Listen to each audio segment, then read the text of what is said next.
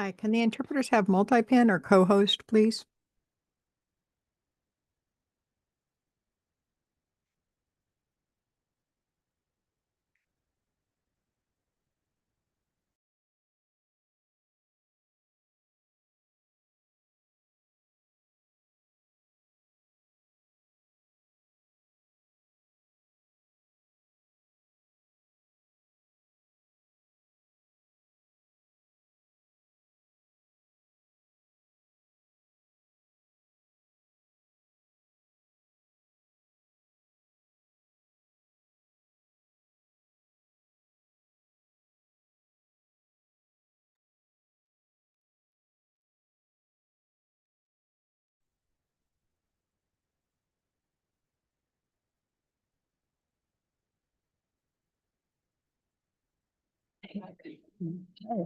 Good morning and welcome to the June 10th, 2026 Board of Supervisors meeting that is continued from yesterday. At this time, if you could please stand for the pledge. Thank you, Madam Chair. I pledge allegiance to the flag of the United States of America and to the republic for which it stands, one nation, under God, indivisible, with liberty and justice for all.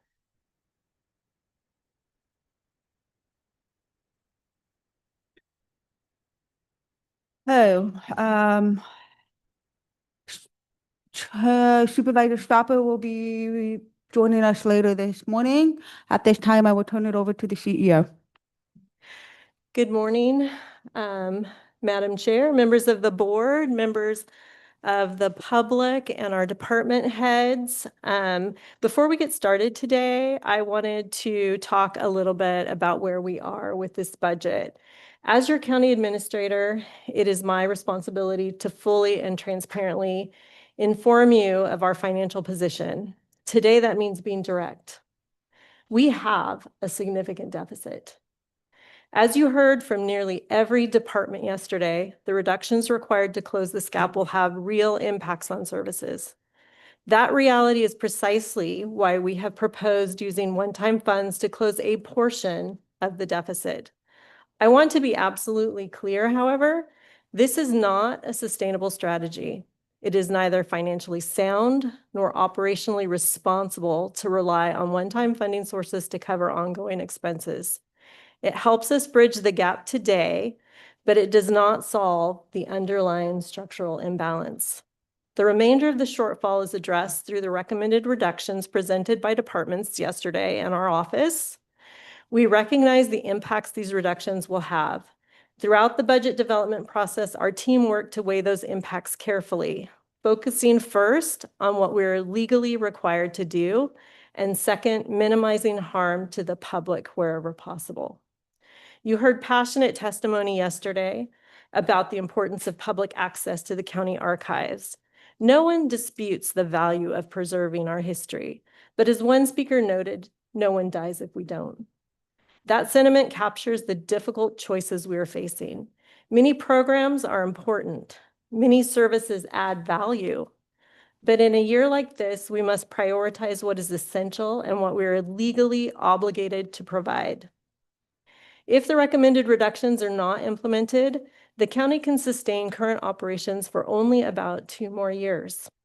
After that, the reductions required will be far more severe and the impacts far more disruptive. Yesterday, the board approved financing for a much-needed animal services facility. Part of the repayment plan for that project relies on funding that becomes available after prior debts is paid off. If we do not move forward with the recommended reductions, that freed up funding will instead be needed to cover ongoing operational costs, putting additional pressure on future budgets and jeopardizing our ability to meet commitments already made. As difficult as these decisions are, we strongly recommend maintaining the reductions included in the proposed budget, and if possible, today, identifying additional areas where further reductions could be made. This is the responsible path forward. It protects the county's long-term stability, honors our legal obligations, and minimizes deeper cuts in the years ahead. Thank you all for your leadership and your willingness to make hard decisions that are necessary to keep this county on solid financial footing. And with that, I will turn it back to the board and Denise. Okay, at this time, just to recap, I don't think I see any public members, but we did do public comment yesterday. So we will continue with the next item, which is the general discussion, and I will turn it over to Denise. Oh, wait, Robin, you need to read out the regular agenda, sorry. Item number 1 is the continuation of fiscal year 2027 CEO recommended budget presentation and board direction. Denise. So there are quite a few items that we need board direction on and follow up from the discussion yesterday. First, admin is recommending an increase to integrated waste better structure project of $30,000. Funded with integrated waste fees, that's what bids came in at, and as of right now, we would need the increase in order to move forward with the project, and that is a regulatory compliance issue. Sorry. Does anyone have questions? Do we do these one-on-one then? I don't know, how do you want to do this? I'm gonna look to you. I was gonna go through, I feel like the non-controversial items first, and then have the larger discussion about some of the more controversial, lengthy items. So, And just as a reminder, and correct me if I'm wrong, Denise, but the board will be giving direction today, obviously, that Denise will incorporate, and then this will be coming back to you at the next meeting for actual Approval. formal approval. County Council, could I ask you, should I read what I had read yesterday about the TOT? Yeah, you can do that, and then just, but you won't need to actually leave until the point at which we get to Thank that you. decision. Chair, because I am employed and I receive income from the Calaveras Visitors Bureau, I'm recusing myself from any matter discussing the TOT directly with the CED today. Thank you. thank you. Yes, okay. Before we get into all this, because we're gonna be talking about if we're gonna, this money to, the department heads are asking for an increase to what is on the budget presented to us. I think the initial conversation has to be where the money's coming from. And how much we're gonna have to allocate. I mean, that's something that needs to be discussed before you start saying, okay, well, we can maybe do this or that or whatever. Where's the money coming from? Because the budget presented to us. We have to take something from somewhere, we have to do something, whatever, in order to give, we only have one pot of money. So. Okay, is that's that my what, opinion. So, no, that's why I'm asking feedback, how we want to get this started and kicked off, so does the rest of the board feel the way? Totally. Supervisors, talking about, okay, so you want to start with the hard? With the general fund, Yeah, I was starting with the let's non-general. knock it out Okay. then.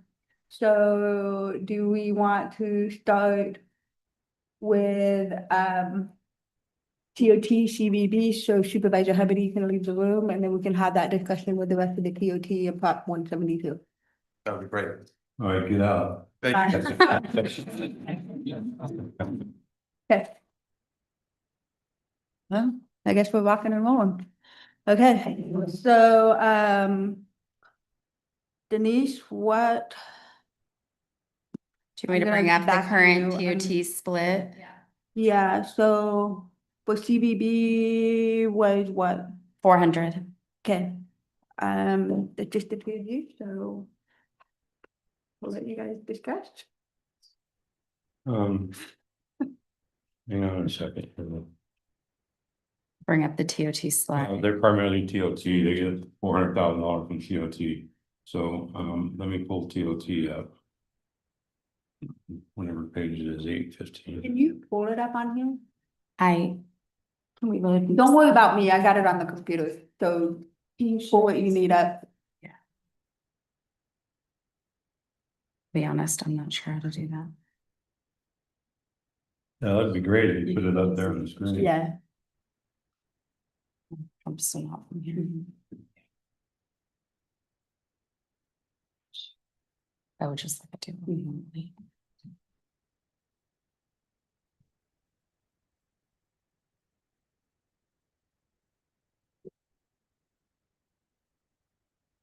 Okay. Thank you, Denise. You're welcome. That's as the budget stands right now for TOT.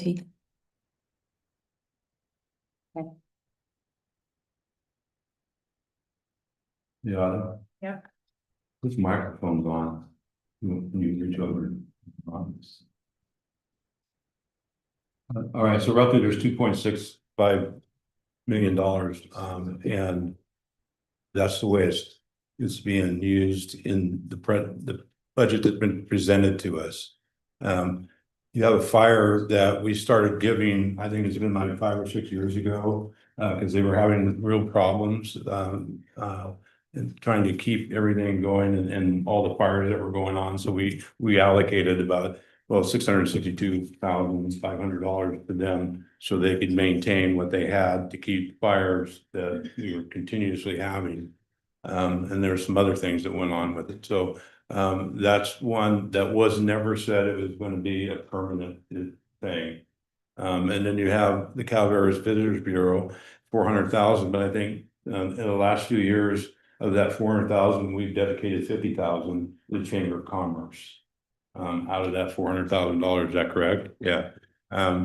So that's something that I think they've only got $350,000 for the last 3 or 4 years. And before that, I don't think they got 400,000 at that, or even 350. I think it was a little bit less. It's gone up over the past 5 or 6 years. Public Works is about the same percentage wise. The Decker Tech contract, to which we just had. So the Decker Tech contract is the contractor that actually ensures that we're collecting all of the TOT in the county, and the treasure tax collector was paying for that out of their budget. But since it is in order to ensure that we are receiving this funding, we felt it was more appropriate, since it is actually tied to this funding, that it come from this funding as a precursor. And they do a fantastic job of chasing down, because there's a lot of folks who don't want to report TOT. What they do is they spider across the internet and catch people who are renting things out without actually paying the county TOT. So it's an invaluable service for us. Okay. And then we transferred 250,000 roughly to general fund. What do you guys think of this allocation of TOT? My opinion, what we need to do is whatever we do, if we take any money out of this, we need it for right now, put it in a pot and then go on to the next one. And if we take any money out of it, then we have a pot. When we get back to going to the department heads, we know how much money is in the pot that we have to deal with. Does that make sense? I mean, that's pretty basic. Okay. Okay, so I'll leave the rest of it to you. You just set the table.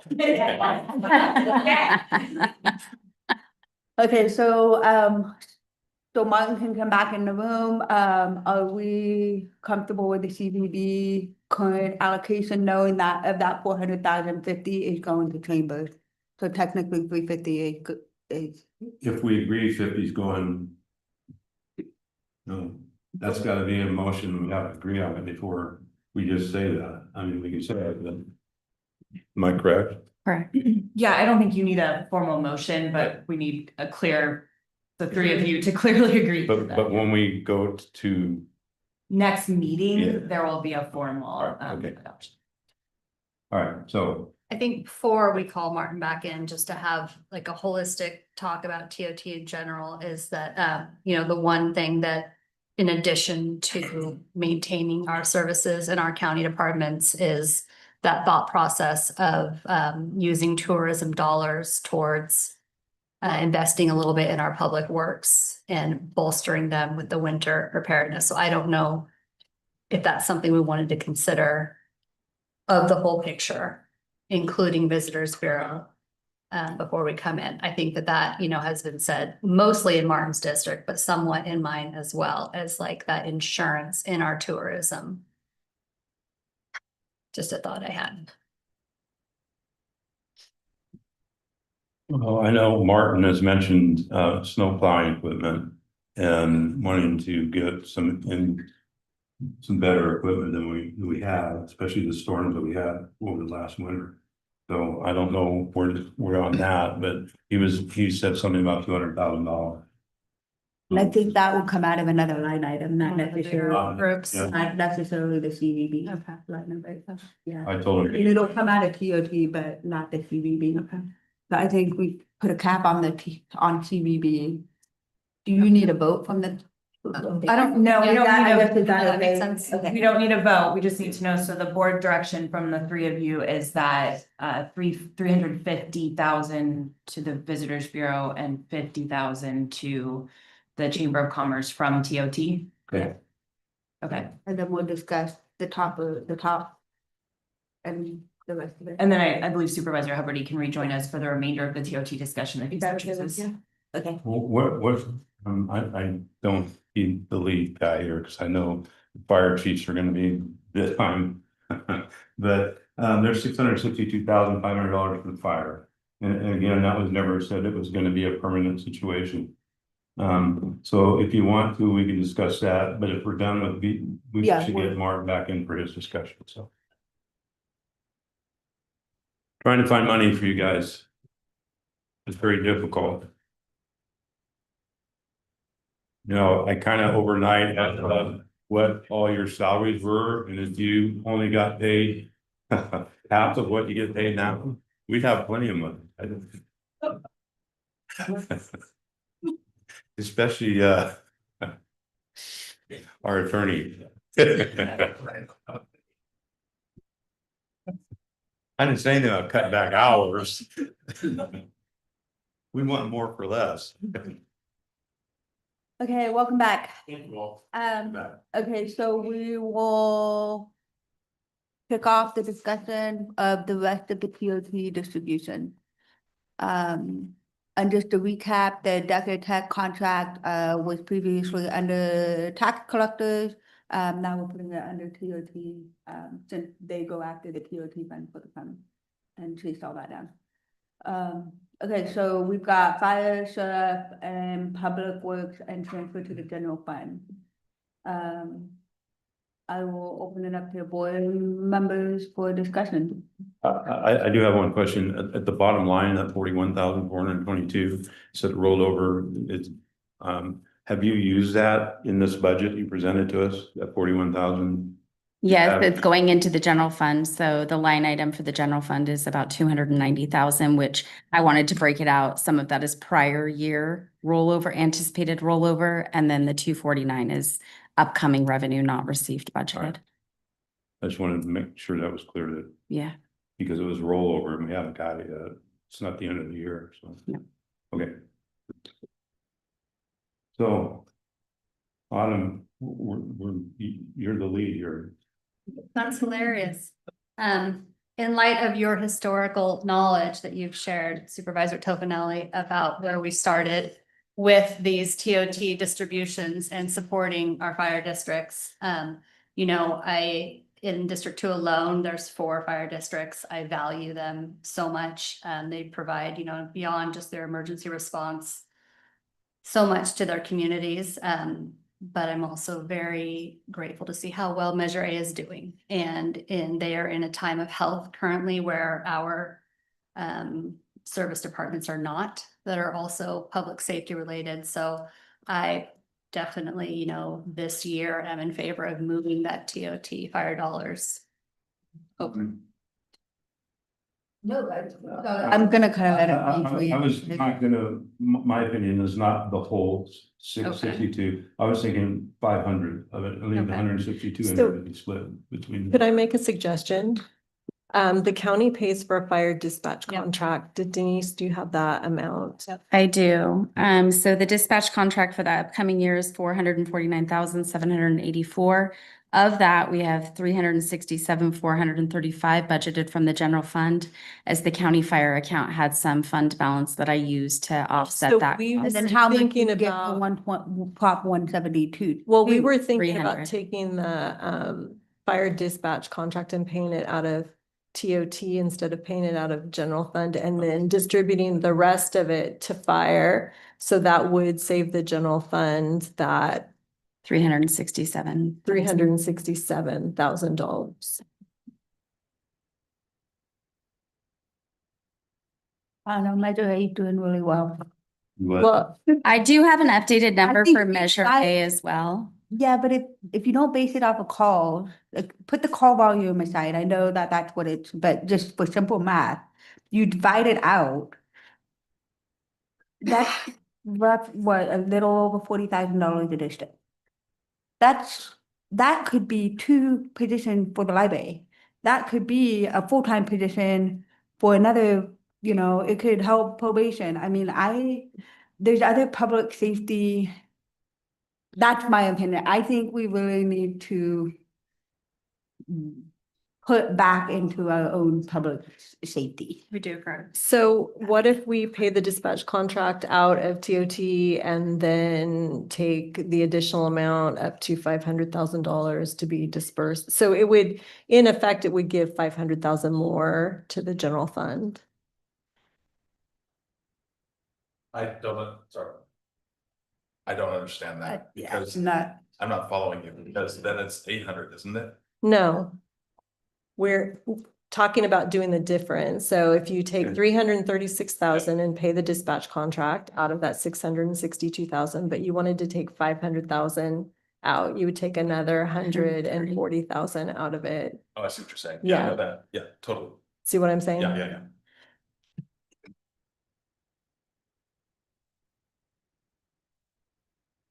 you got your finance computer over there and you're trying to work it out with us. Yeah. You're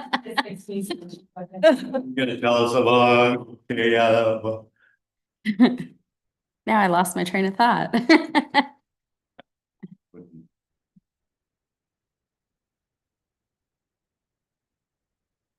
You gonna do some math for us or? Yeah. yeah, that's what you do. Okay. That's for finance.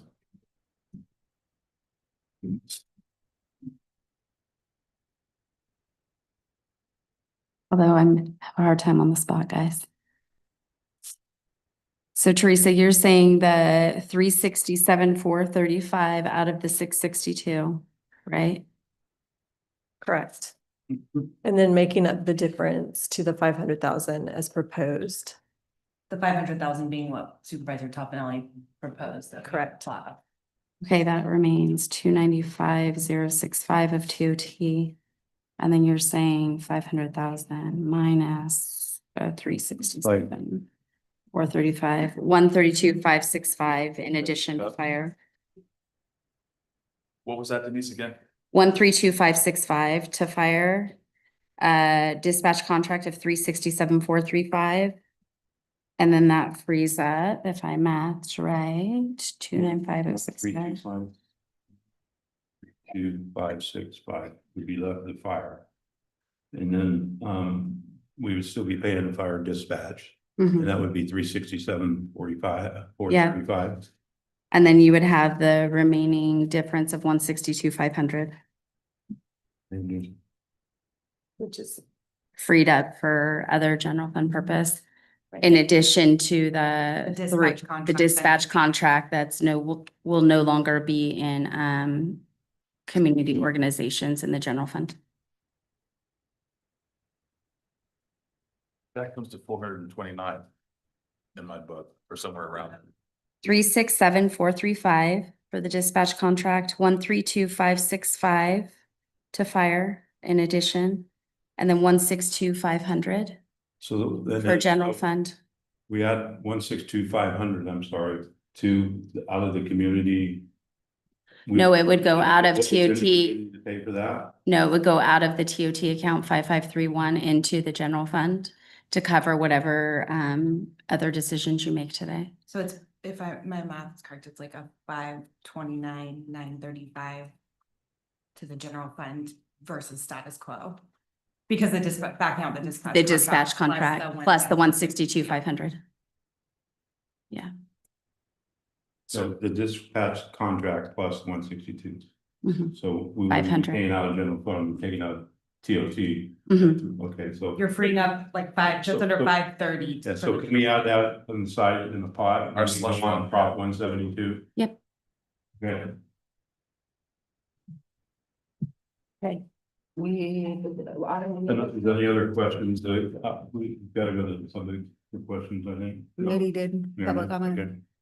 Can I ask, you were going to tell us how Measure A was doing? I just was curious to hear. It's just over estimated $8.717 million for the next fiscal year.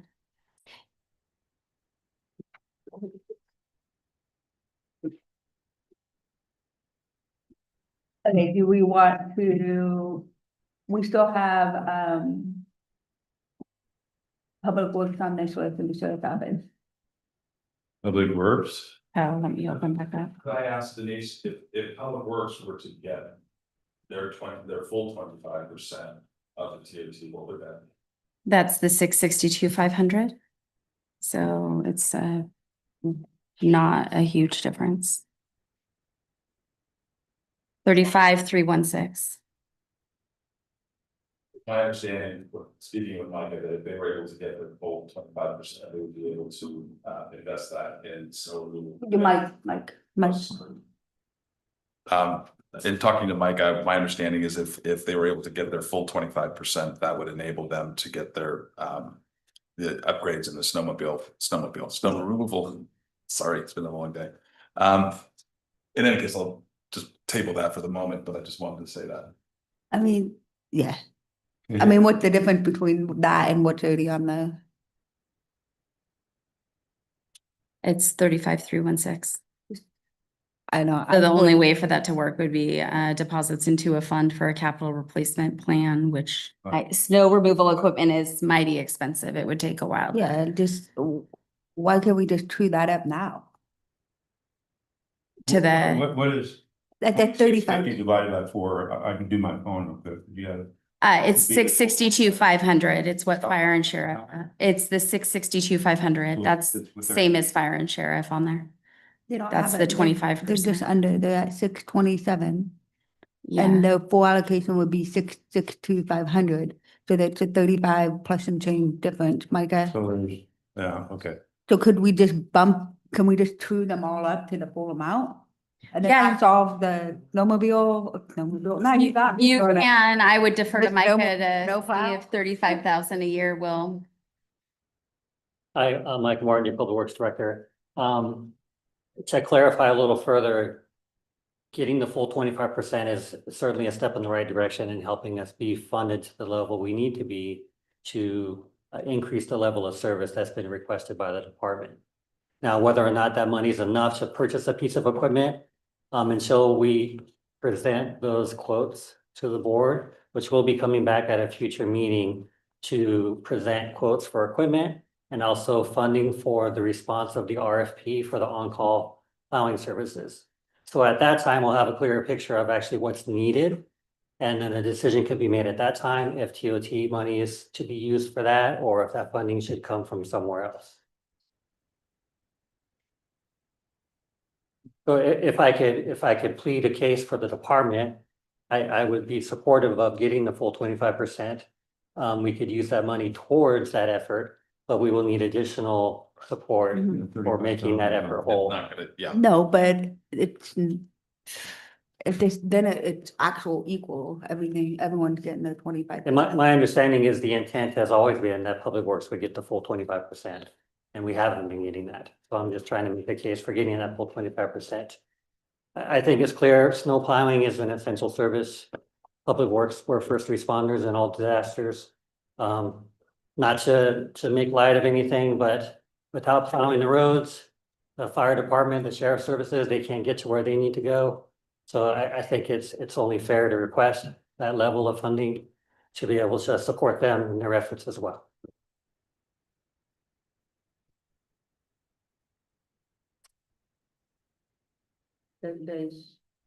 What did the board feel about just making it all the public work? The same amount? I think it should be. Okay. Okay.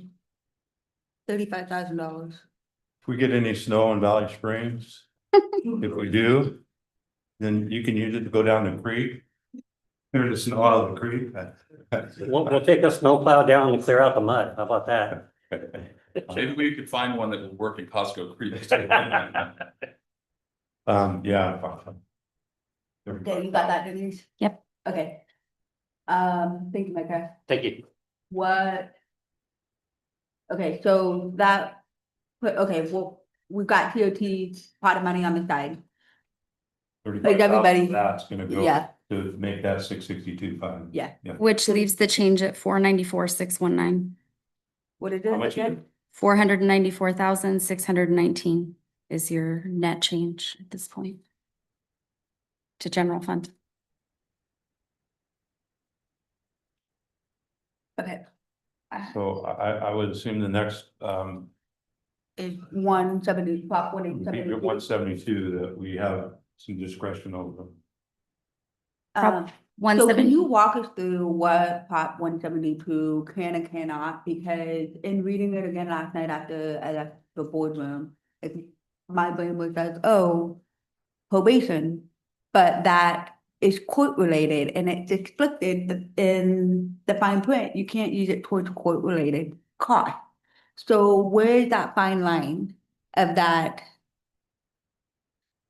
Let me And pull- I was also thinking for the sheriff's office, for that overtime, but it says court. So do we need to look at other things that they need to, kind of do a flip flop? So, But I don't can understand. read the actual legislative analyst office's determination on it.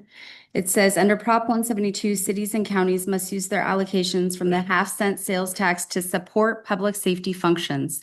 Senate Bill 509 defines public safety functions to include, but not be limited to, police and sheriffs, fire protection, county district attorneys, ocean lifeguards, and county corrections. City and county costs related to courts are specifically excluded from the definition of public safety. So I read that as, in our case, we should be spending it on sheriff or district attorney. Or our ocean lifeguards. Just Okay.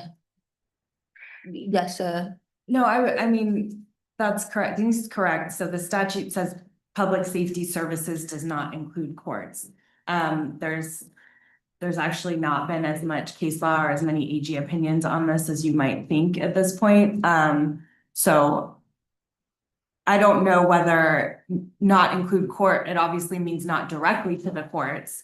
Where you draw the line between something that is supportive of the courts, and not supportive of the courts is a little fuzzier. Yeah, but the sheriff's office is not part of the courts. Correct. So they're providing an officer through the sheriff's department, which would be, and the officer's there for safety. It's not like we're giving the courts money. We would be giving the sheriff's office money to provide safety in the courts. State law, right, does require that the sheriff provide court security, so that is a sheriff's office function, yes.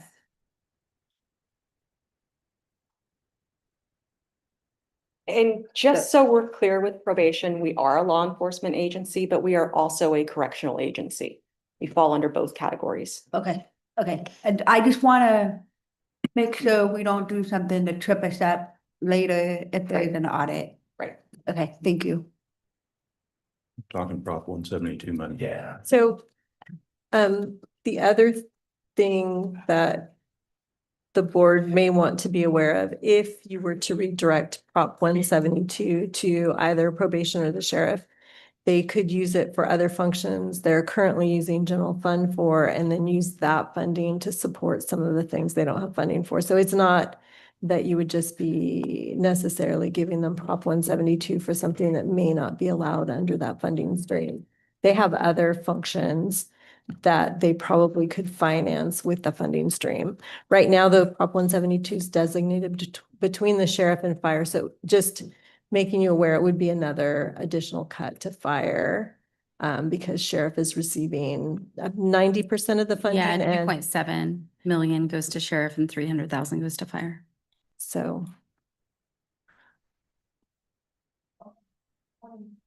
Welcome, good morning. Thank you.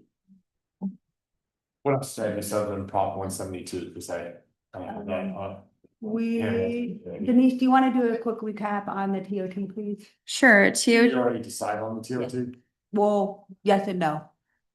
TOT allocation, they have 350 going to CVB, 50,000 going to chamber, 367,435 to cover the dispatch contract, 132,565 going to fire, and 662,500 going to roads, and then the additional 162,500 going to the general fund. Actually reduced by that 3516 that we decided on after. 16, let me give you the exact amount.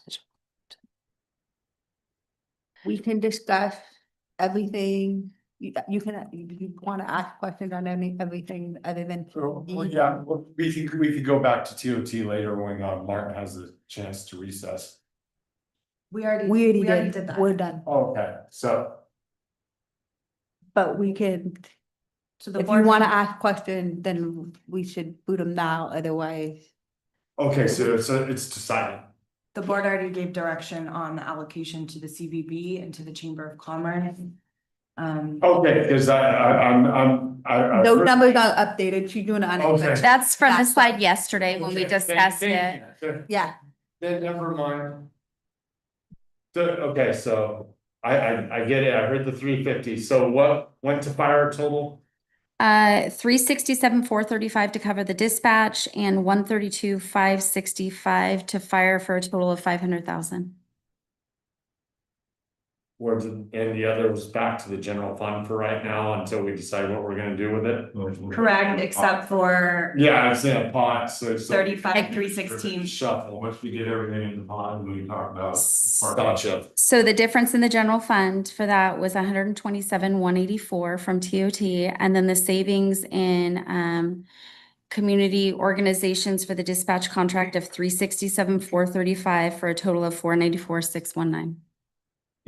Thank you. and I got now, and now we're on Prop 172, and we were discussing what the state legislation said, and yeah. It's fairly open, especially when it comes to probation and other safety. For the most part. Yeah, we were discussing the being cautious around court services because court is not an allowable use. And so we were in the middle of that discussion right now. Okay. And so came up and reminded us that they are also considered corrections, which is Yes. allowable use. And that's where we're at. Did I miss anything? So we'd be looking at sheriff, district attorney, or the eligible uses in probation Or fire. or fire, as is right now. Yeah. Yeah. Or ocean life. Or ocean lifeguards. Oh, what? Ocean lifeguard, sorry, it's in the statute explicitly, we can use it for ocean lifeguards. So. Good thing we're on the ocean.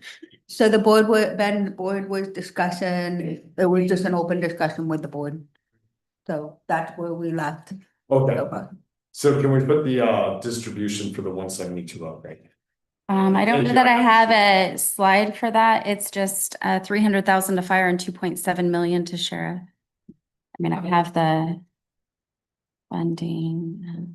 Kim wants 120, but she can't use it for the court. I do just want to follow up briefly, Supervisor Toffenelli, on court security. The couple of AG opinions that talk about Prop 172 do seem to say that court security, even though it has to be provided by a county sheriff's office under state law, that is still a court-related function, so that would take it out of 172. That figures, but Partially though, I will say their reasoning is because there's a trial court security funding mechanism, but as the sheriff has talked about, that is not adequately funded to the level that is required to actually provide court. So the juggle for the court thing would be more towards. Like TOT would be open to be used on that, and then maybe you can use the 172 for something else. Or you could just use it for a different area That's in what the I- sheriff's yeah, we should office, give it which to the has the sheriff. same net change to the general. Correct, So the sheriff couldn't use it for that. correct. Yeah. That is correct. These are only two discussions I missed so far. Good. And then burn the whole house. And then you're saying that A172, you don't have a slide? I don't, it's a pretty simple split of the 300 to fire and 2.7 to sheriff. So that's why I was wondering about the TOT and your usual dispatch for the TOT, but the dispatch has actually been coming. That was what was considered with the Prop 176 before? No, it was coming directly out of the general fund. Okay, We did a contribution into the county fire budget unit, and then it's paid out of county fire budget unit. So the board's direction was to, rather than be paying for it from the general fund, to take it. And I say this just to be clear, the TOT dollars are unrestricted. General fund, Money, yeah. but Discretionary. to pay for that dispatch contract out of what was earmarked for fire under this TOT distribution. okay.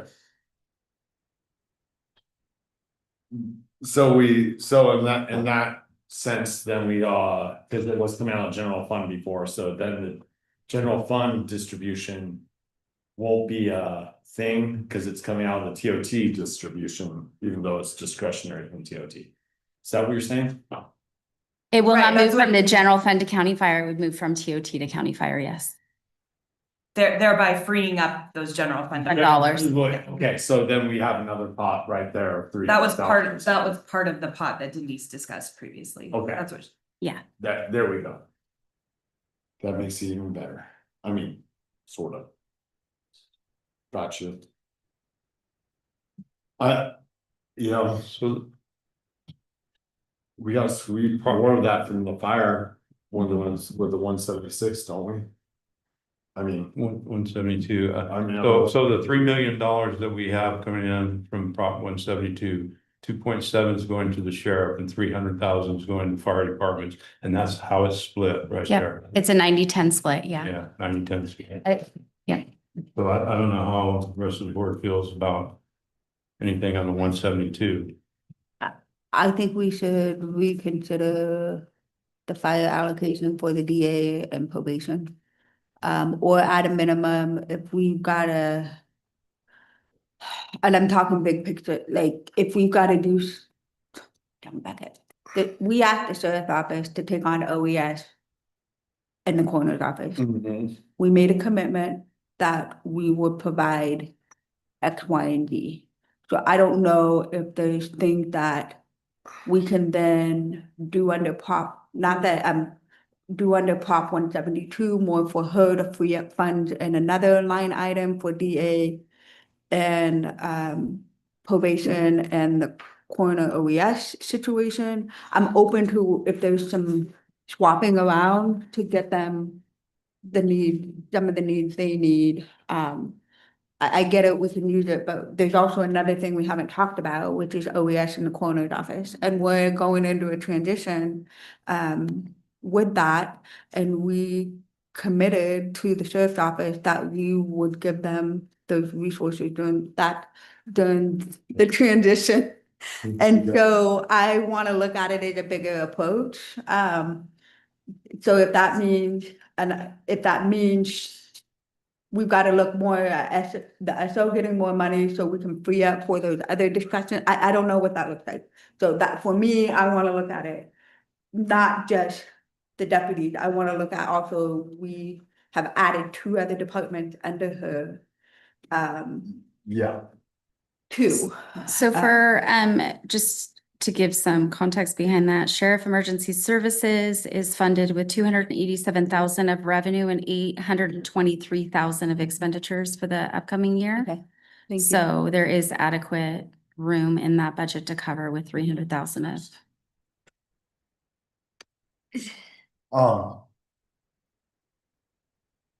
Let's just say, so I would make a suggestion right now.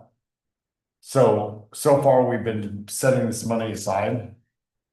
And so I'm gonna say right now, my suggestion is set aside the rest of the 10% from fire 172 till we get to the end, and then we decide what how we're gonna do the mix up, because I could ask Kim to use the 172 for something else, and then she could pull funds from something else to use in the court thing. So then we could juggle that, so it's legitimately used. Per se, at the end.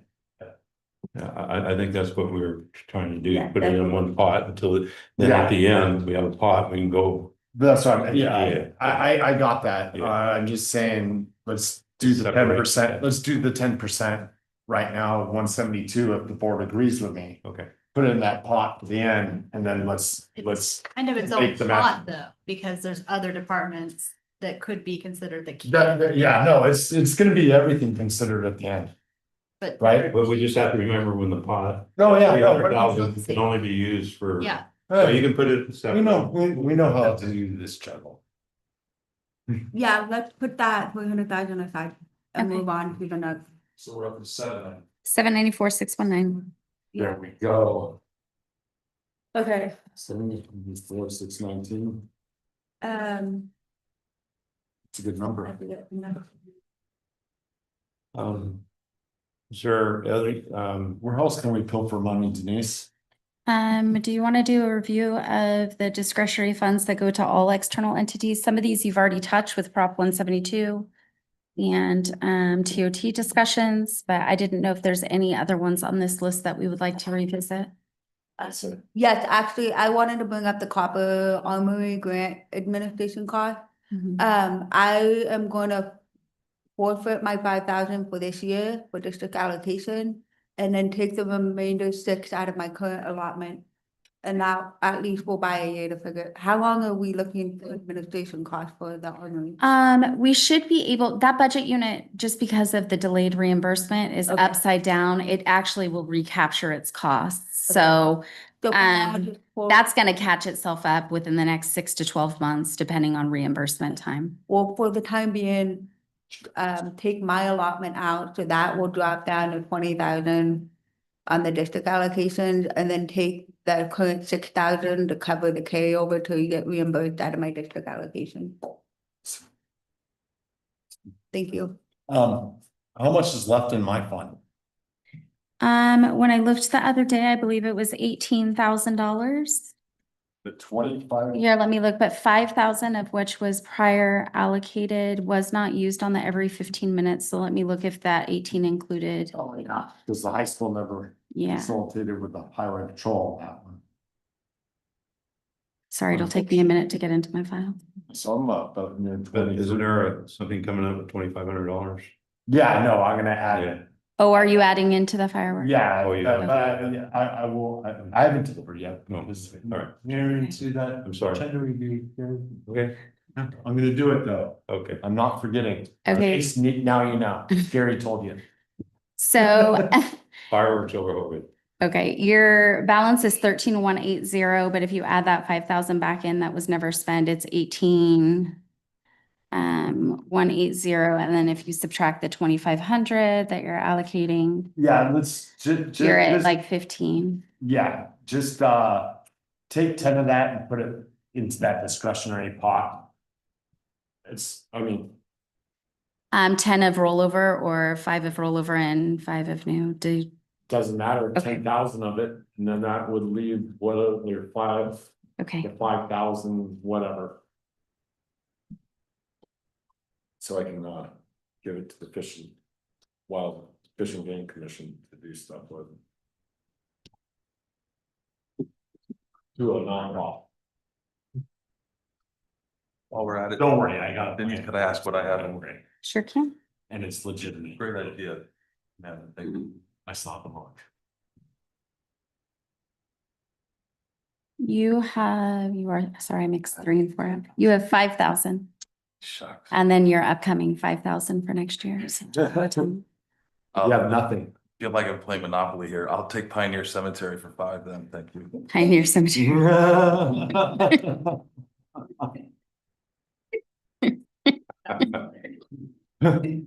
What is morbid, Alex? Wait a minute.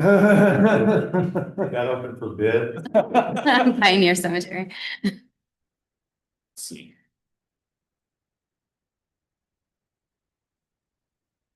And then what do I have in mind left? Nothing? You're a big spender. A 3450 before the item coming. So, yeah, so you have 950, 5 coming out, so it's, yeah, 950. okay, so like $950. Why, Plus the 5,000 on July 1st. Yeah. why isn't the university paying for their own? My deduction, what's left? Fine, but I think there's a little bit more. I was looking at, You have 19. So if you take the 6 away and just don't do your 5,000 for next year, then you have 13. Go into the general fund. The 13. Yeah, go to that, Okay. into the general fund and stuff.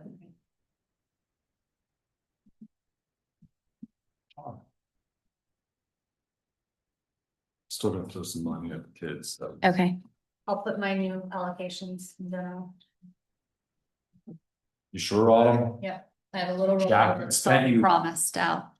And Jack, I'll- I spent you down before you got started. I'll put everything other than 2,500 into general fund, For, because I need that for fireworks over hoping. Okay. Yeah, that's good. We like things that blow so up. 3450.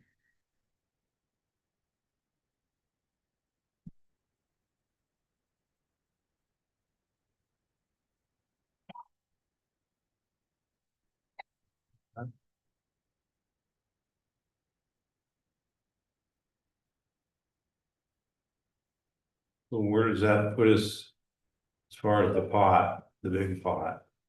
I'll have to do, I have my spreadsheet on where so if you guys are okay with me closing the presentation out, I can pull my spreadsheet up, but I can't have both that. I can't see getting rid of lockup. No. Okay, so for general fund, we have a savings for the dispatch contract. Area 12 on engine.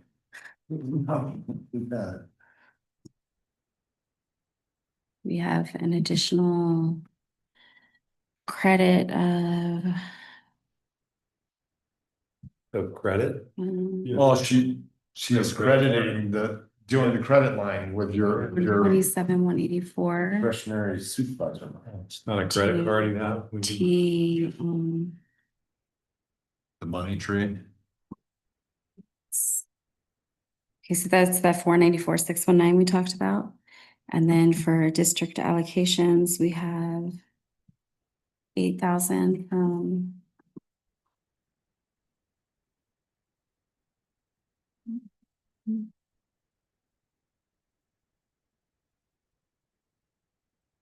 Sorry.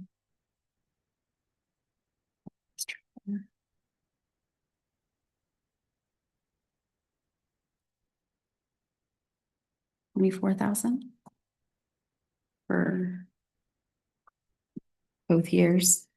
District 5, 10. we have 10.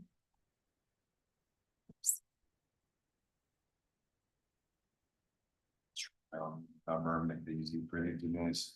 Thanks. Appreciate it. D3. We have 5. D2. We have 5.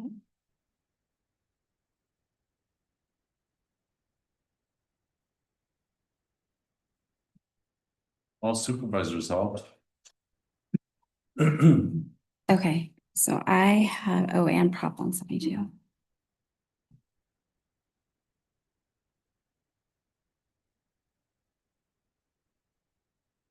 I have 842,069. 842. Hey, we brought up right over 50,000. Fine. All right, so then, 48,000. is there any other pots of money that we can look at? And then go back and reallocate? There are a handful of accounts, none of which I would recommend you look at, but to be transparent, I will name them. One is our emergency disaster fund. we do have some funds set aside to cash flow a disaster. It's just under $1 million. Another one that holds discretionary funds is our 27th payroll account that we're looking at putting a deposit in this year. But that payroll will cost the general fund about 2.5 million, and with this deposit will be at 2 million, and it will happen in 27, 28. PG&E, the only remaining funds in there is 1 million towards the audit set aside, and then the remaining balance that has already been dedicated to the fairgrounds project. Yes. And that's just under 500,000. So Why not? You fire FEMA issues arriving soon, so we aren't gonna. 842. 42,069. Be shared. No, the emergency. Huh? Of the emergency, it's just under 1 million because we drew down for a cash flow. That's what I meant. Thank you. Anybody want to look at those? What? I want to play cautious. I think we need that We do need that. fund. I mean, look what we went through just with winter storm. It's no longer just fires, it's other disasters, and I think we need a cash flow. So it doesn't hit the department. So I think we need a cash flow. I'm hesitant. I'm fine not contributing and just holding what we have, but I'm hesitant to take it out of that because I feel like we're gonna end up jinxing ourselves if we Well, move it. Yeah. It's gonna happen. I know. exactly. There's often a long time between our first reimbursements for any type of disaster, and so I do not feel it would be wise to remove that money either That too. I mean, Sure. especially, Very people, Yeah. before we get Cal OES or FEMA reimbursements. yeah, I think we should. And then the only other fund that really holds true discretionary dollars is our county capital account. And I know I spoke to it pretty in depth yesterday. We already have a budgeted transfer in this year from that account. If all costs are seen in that account as is budgeted and with our maintenance costs, it will be depleted in 2 to 3 years, in which those costs will directly shift to the general fund. That's the point at which we're trying to avoid.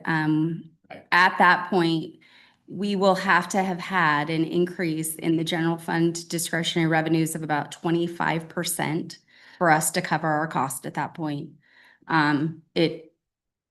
There's like no plausible way for that to happen. So, and that was at the beginning when I talked to the board. Taking money out of county capital is using one-time sources to fund ongoing operations. That's a recipe for disaster. That's how counties go bankrupt. So even though we're proposing it right now, just because revenues are flat and we're hoping the economy picks up. And as you heard yesterday, there's a lot of impacts to the reductions we've already proposed. So we were trying to mitigate and be balanced in pulling one-time funds and doing reductions. The changes that you're making right now, TOT is ongoing revenue. 172 is ongoing revenue. So certainly swapping between those things in order to fund ongoing expenses is very appropriate. But when we start taking one-time funding to fund ongoing expenses, we're getting into some really dangerous territory. Get into ban territory and. Yeah.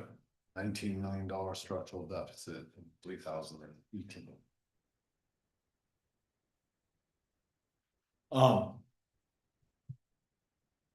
Speaking of capital.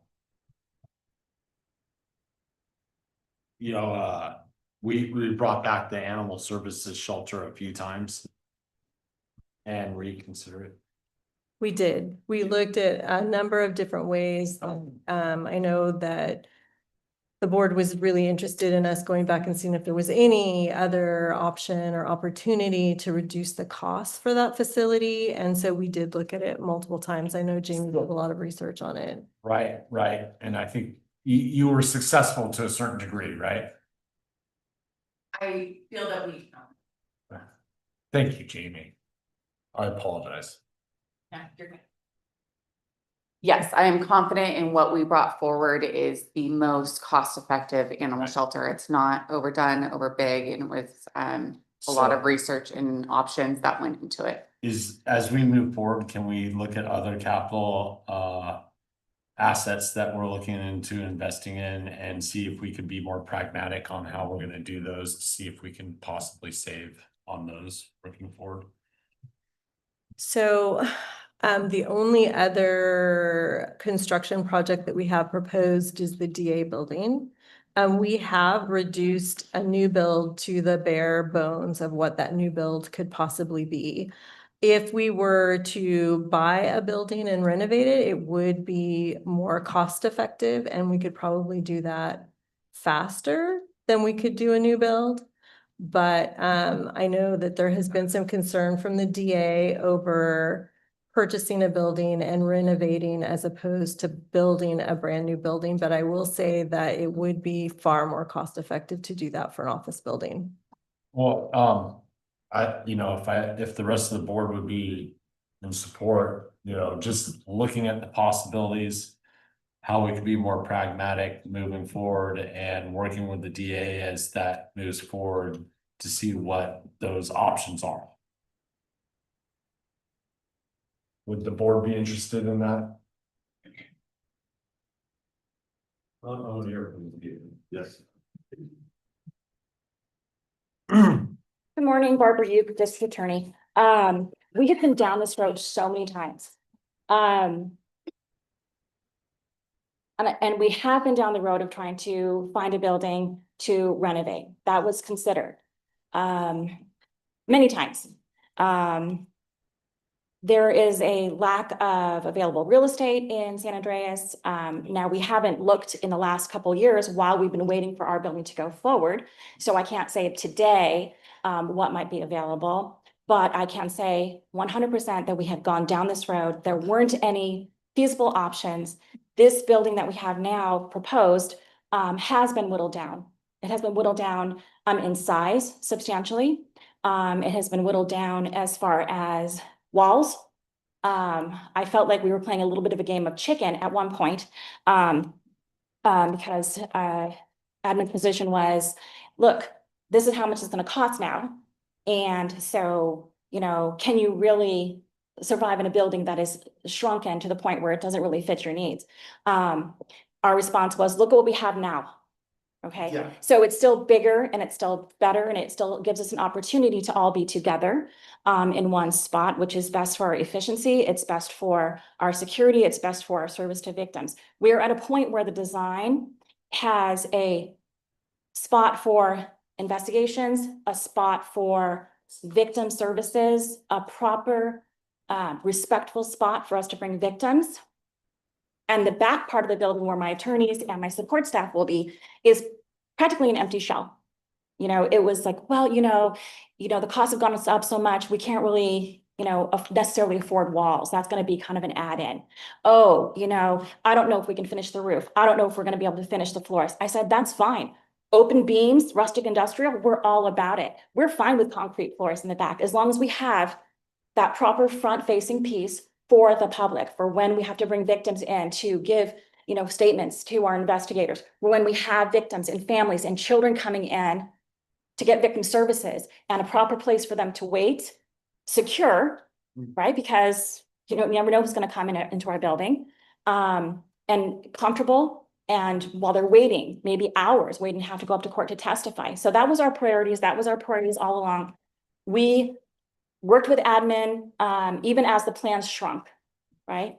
Sure, we'd love to have a building where my attorneys actually have proper offices, right? Where we can have privacy, where we can have meetings. But we're willing to shrink that down so that we can have our priorities being met, that we can properly serve the public, that we can properly serve victims, that we don't have to, beg, borrow, and steal and have meetings other places. So we don't have to waste grant money on a lease, and we can all be together. Because information and efficiency does get lost or hampered with when we are spread out. Now, we do our best. I'm very proud of my staff and the things that they've been able to accomplish under the circumstances that we are, and also being spread out. So the building has already been pared down. We were supposed to move in in August of 26. You're supposed to be moved in over a decade ago. Sure. Well, we've been in our temporary housing for 21 and a half years. 21 and a half years. And I always remember that because I was on maternity leave and didn't have to do any of the actual moving. So 21 and a half years we've been in our facility. Now, my staff triumphs every day. You know, we celebrate being kind of on our own little island. You know, we look at the good parts of it. But when it comes down to it, we are not able to provide the best service. And we want to be able to move forward and to be able to do that for the community, to be able to do that for victims, to be able to do that for our operations. So we are not having to go to other places to have our private meetings. So, and I think that that would increase our efficiencies if we were able to move forward and have our facility. Now, I remember having lots of conversations with Lisa about, well, who's going to get a building first? And at some point it was, well, you know, as long as one of us gets something, as long as the county can move forward with something, we're going to celebrate that. And I do celebrate that there is a new animal services building. It's a little demoralizing for my staff that the behavioral health building is going in. They started way after us and they already have their walls are going up, right? It's moving very quickly. As soon as the swap out occurred with the ARPA funds and we were no longer on a timeline because some reason we were on track. Everything was moving forward. Everything was moving forward very quickly. Everything stopped. Once it was not designated funds anymore that were going to expire, everything stopped. And I saw with the strategic plan, as I put in, August of 26 was our move-in date. No one ever told me anything different. And when I saw the final document, it said 2028, sometime unknown in 2028. And that's where we are. So certainly it's possible that some kind of real estate has opened up in San Andreas, Yeah, but we went through this. yeah, We went through this before. yes. And I don't want to necessarily go back, you know, the last 20 years on the different machinations and the different fits and starts that we had with trying to get a different facility. This building half of it sat empty for years. And we tried to move into this building with one of the prior county councils, Janice Elliott and I, we had a plan. We met with planners. We had the master space plan, right? Under different CAOs and under different master space plan operations. Money was thrown at it to try to help us move forward. Janice Elliott and I had this great plan that we would take like half the building. We would be able to share security. We would be able to share reception and a law library. Seemed like a fabulous opportunity and a good idea to share resources. That was nixed by one of the former CAOs who was very unhappy that she might not have a window. So this is what we've gone through for way over 10 years. And we have looked at locations to buy buildings and it was just not feasible. And we do have issues with just taking any old building because it might not meet our security needs. It might not meet our goals to be able to provide comfortable, secure place for victims when they come in for services or when they come in for investigations.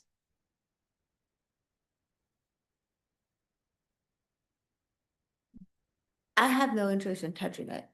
Oh, I think it's, you know, pragmatic. We still have the plan there, but it's not moving forward. How much money's in there right now for capital? 4 million. How much is the building projected to cost right now? I believe it's a little over 6. So, but there's, 6, so no. move forward on a $6 million building with $4 million. No, I have it up on the screen. We have other designated funding towards that building. Okay. We have 5.494 budgeted, 1.1 of which is judicial construction. We have some remaining ARPA interest that we are not required to use for any specific purpose or report on. And then 4.1 of county capital.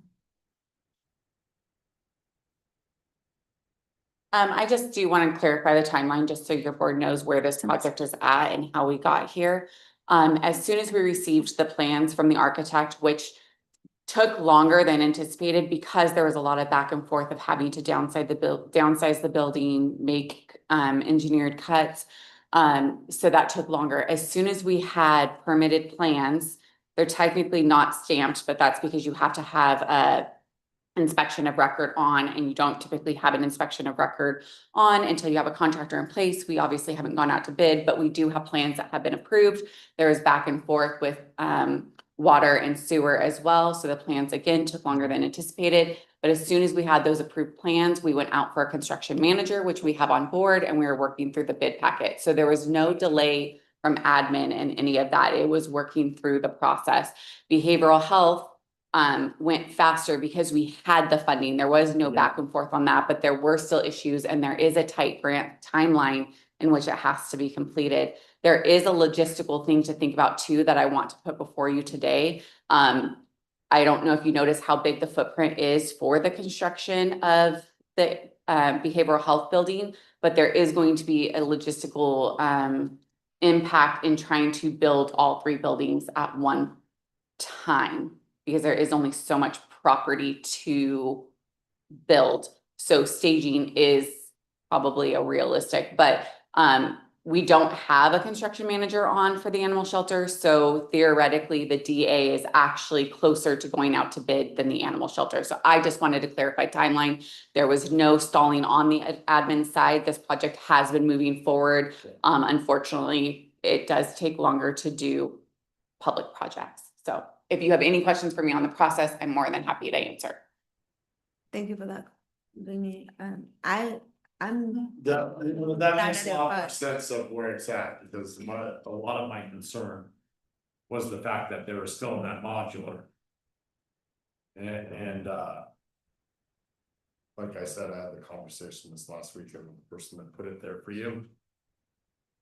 And Barbara, it is unhealthy place to work, so that was a major part of my concern, so.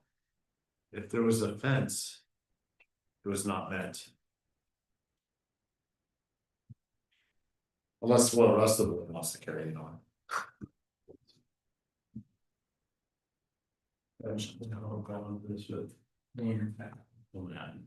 I All the monies that we have available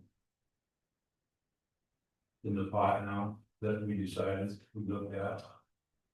Well, the only other project. The departments in their request, like what you sent us yesterday. I'll have to move. Look at it. I know $300,000, I'm sorry.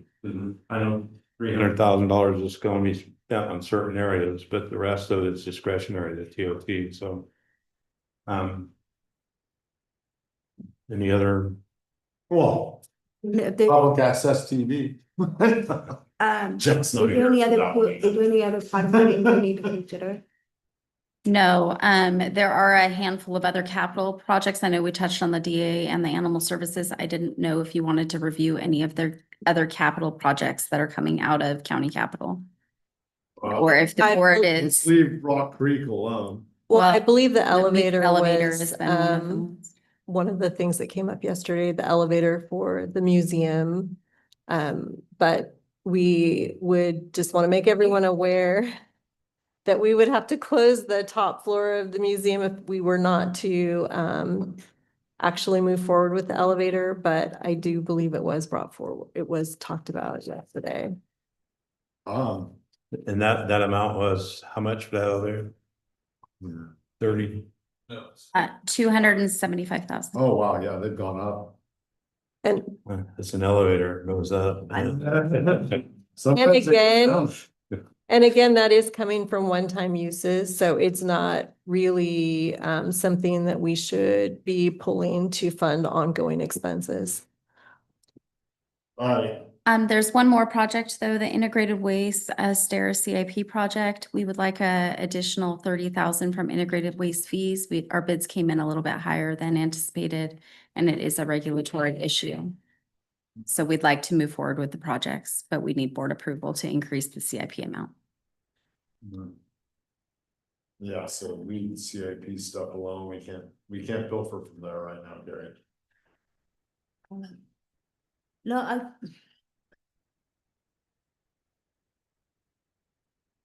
some of the stuff we need to get done, or we just do what we're doing on the other stuff. We just keep kicking it down the road, and it's gonna stay on this list indefinitely. And so I think if we knock some of this stuff out, it will reduce. I know there's still facility stuff that we're in aging infrastructure, but I don't want to keep kicking some of this stuff down the road. And so I'd rather just get this done, because we've already had it up here for a couple of years. Staff has gone through a lot of the work to get the bids and what have you. Let's get it done and then not, And then not have anything for the DA building? no, and then redo. She work gets eliminated over the next year, and then maybe just pump the brakes unless it's a serious health and safety on capital project. That's just my opinion. I don't want to undo all the work that many of you have already done to get us to where we're at right now. I think that it's not productive for us. And so I'm fine leaving CIPs as is in this moment in time. Because I know next year, a lot of these are gonna be off our list. Other than the bigger ones, like the DA building, services and IWM, I mean, there's gonna be some, Rollover. yeah, rollover on that. Okay. But that's my personal opinion. I'm not interested in touching that. Okay. I think that's where we're at. Let's see it. I agree with you. Capital assets need to sit where they are. We've already pilfered enough from there. That was your warning, correct? Yeah, we have $650,000 in addition to our normal, And a lot of those I mean, things up on the board right now are not part of that right now, is because they haven't been approved quite yet to move forward on. these are budgeted. These are all of our Okay, budgeted so projects. budgeted. Yep. Yeah. Gotcha. Can I just get clarification that you guys are in support of additional 30,000 for that integrated waste project? Yes, I am, because it's regulatory. I am. How about you, Gary? He's fine with what's. And it's not coming out of general fund, it's coming out No, of. it comes out of waste. integrated waste fees. Yeah. Yeah.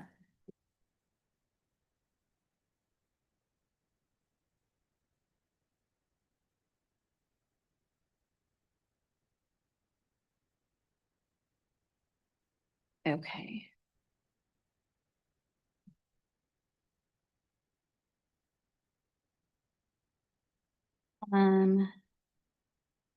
If we want me to pull up what I summarized last night, I'm gonna need to switch it from one computer to the other. So I don't know if you want a break to do that, or if you just want me to read down, if you just want me to Let's do a read. break, so yeah, Okay. please. 10 minutes, 15 minutes, what do you need? What do you need? 5 minutes. 10 minutes. Can I just get the people where we are? Because we got staff. Without the 30? Sure. No,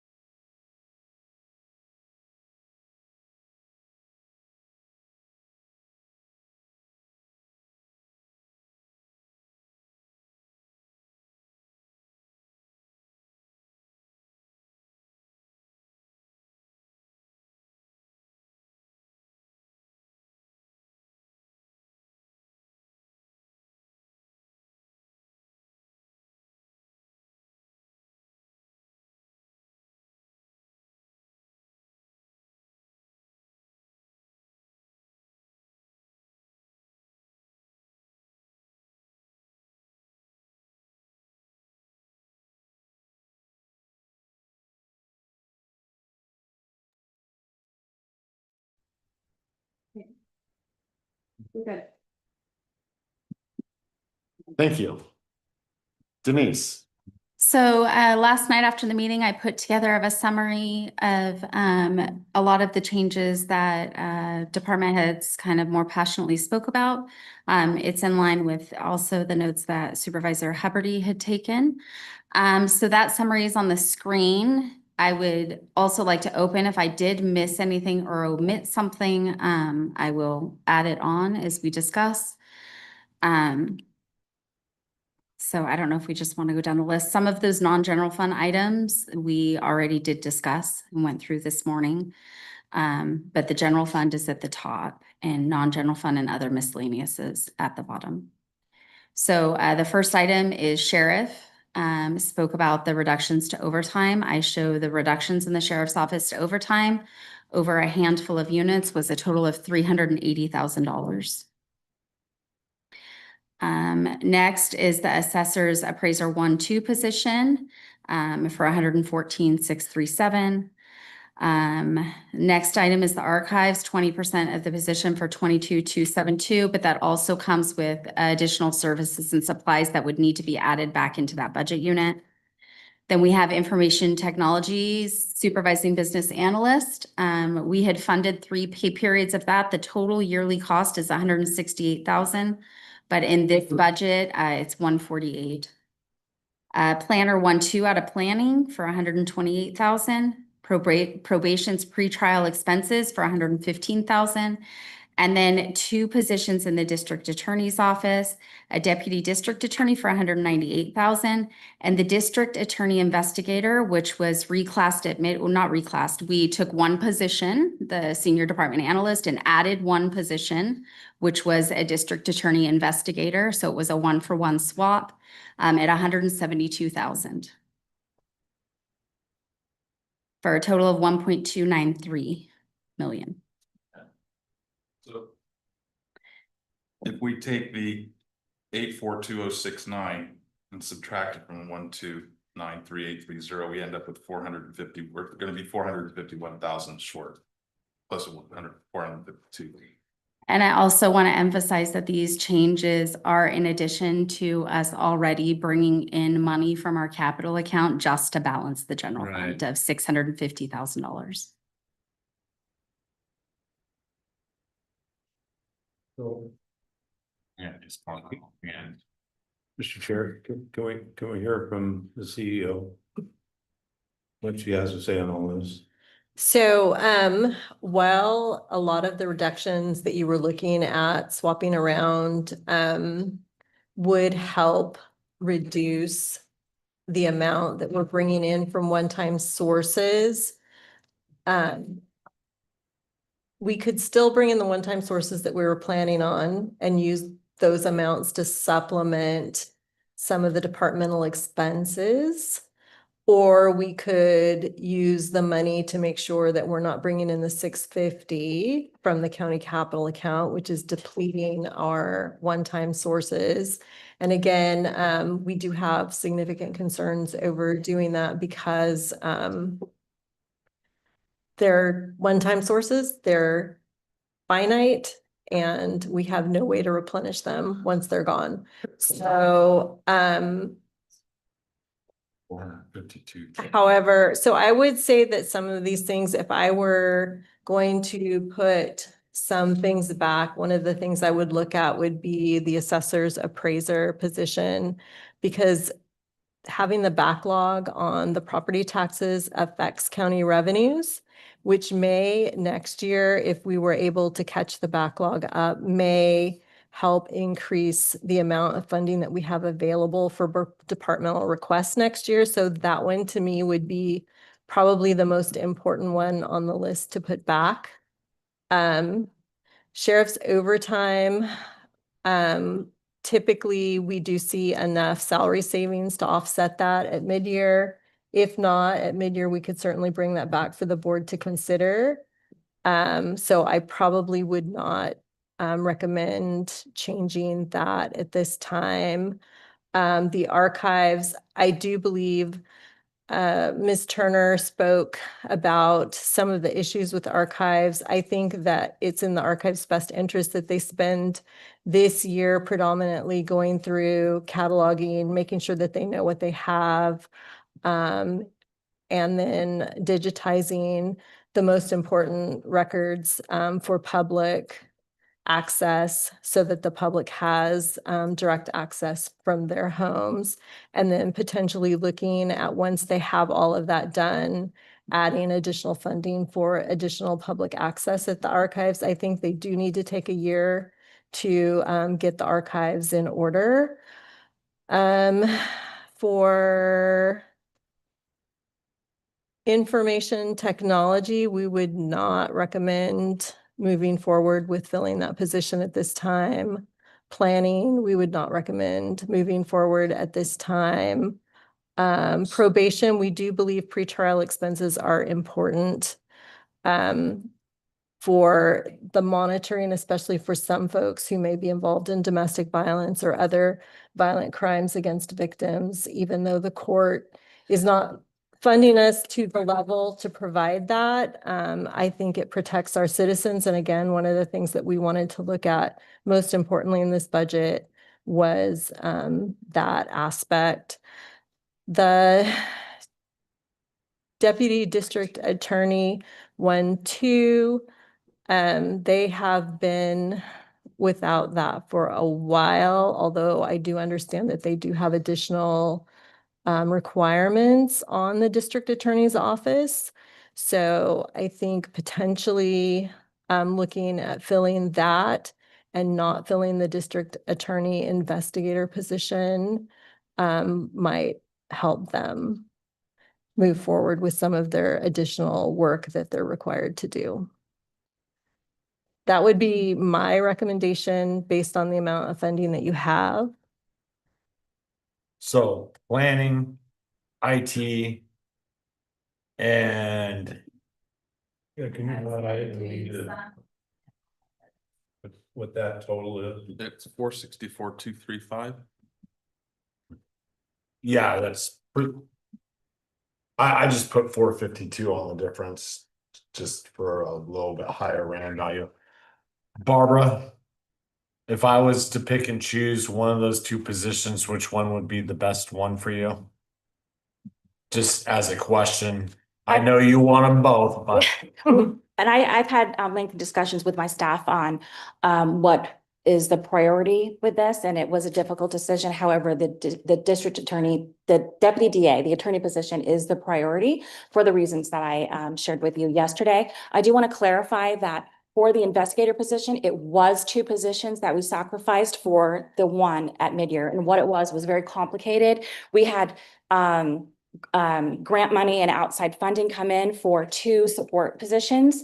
One was added, I think, at the end of December, I think, by the board, but instead of adding the second one and then deleting it when we did the swap out, it was HR's suggestion. It was, to streamline, save the paperwork, that we just not add one, because otherwise we would have added one and then added a grant position, an outside funding position, and then deleted a general fund position. So what we did is we just moved the funding source over so that we only had to delete the one senior department analyst position. So it was a senior department analyst position and a general fund support position that we swapped out for the DAI position. It was a cost savings. It was a voluntary reduction.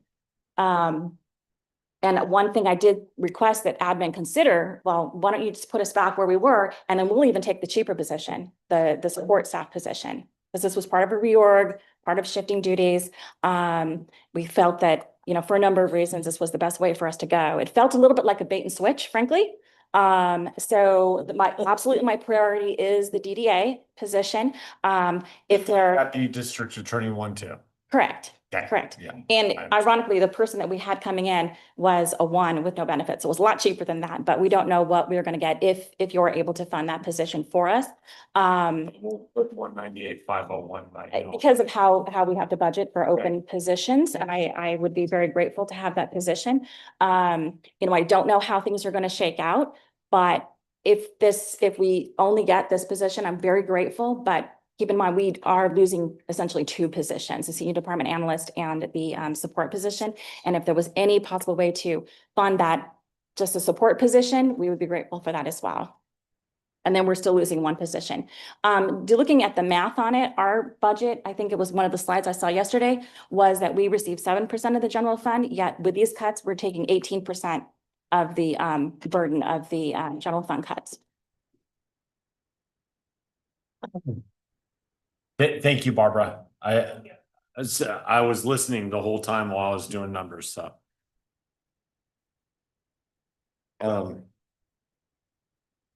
I personally, and it's up to the rest of the board along with me, would also highlight the sheriff's amount right now, please, Denise, just to start. And then let's add up those three numbers in white and see if that comes, I think that says up above just the 452, just above the 452 that I'm looking for right now.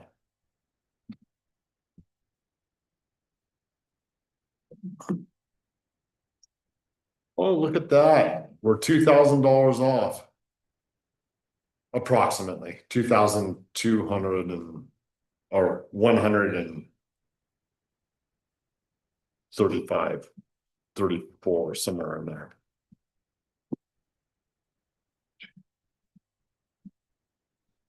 I'm just saying that with everything that you guys put together from TOT, the Prop 172 and everything else pretty much puts us at that number with the ones in white within a couple $1,000s. Plus, the total we had on all of the amounts was 842,016. Yes, ma'am. That's what I have here. How much we all put some of our funds back in the general fund? I added. Did you add that to the It's right there. 42? Okay, you did it. Yeah. Except for I didn't put in my next year's allocation.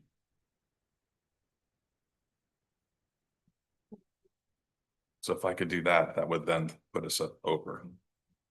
Yeah. Mm. So a total of 10. For 847,016. Yep, that puts us $3,000 over approximately. Almost $3,000. I'm just saying that those would be the cuts. And I do have one more question, Chris. If you don't mind, is right if I ask, because and it's not just where do I get one of the shirts. If you could go up to the podium. As admin wrote, not sure what the $1.2 million was mentioned. And then, but we have the overtime in there at 380.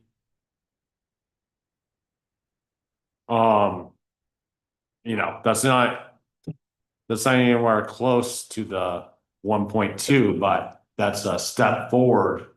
Actually, Chair, could I jump in for just a second? That 1.2 came from me because that was the last thing that I remember the sheriff saying. They rolled 1.2 down overall. So I wrote down 1.2 because I wanted to look at it.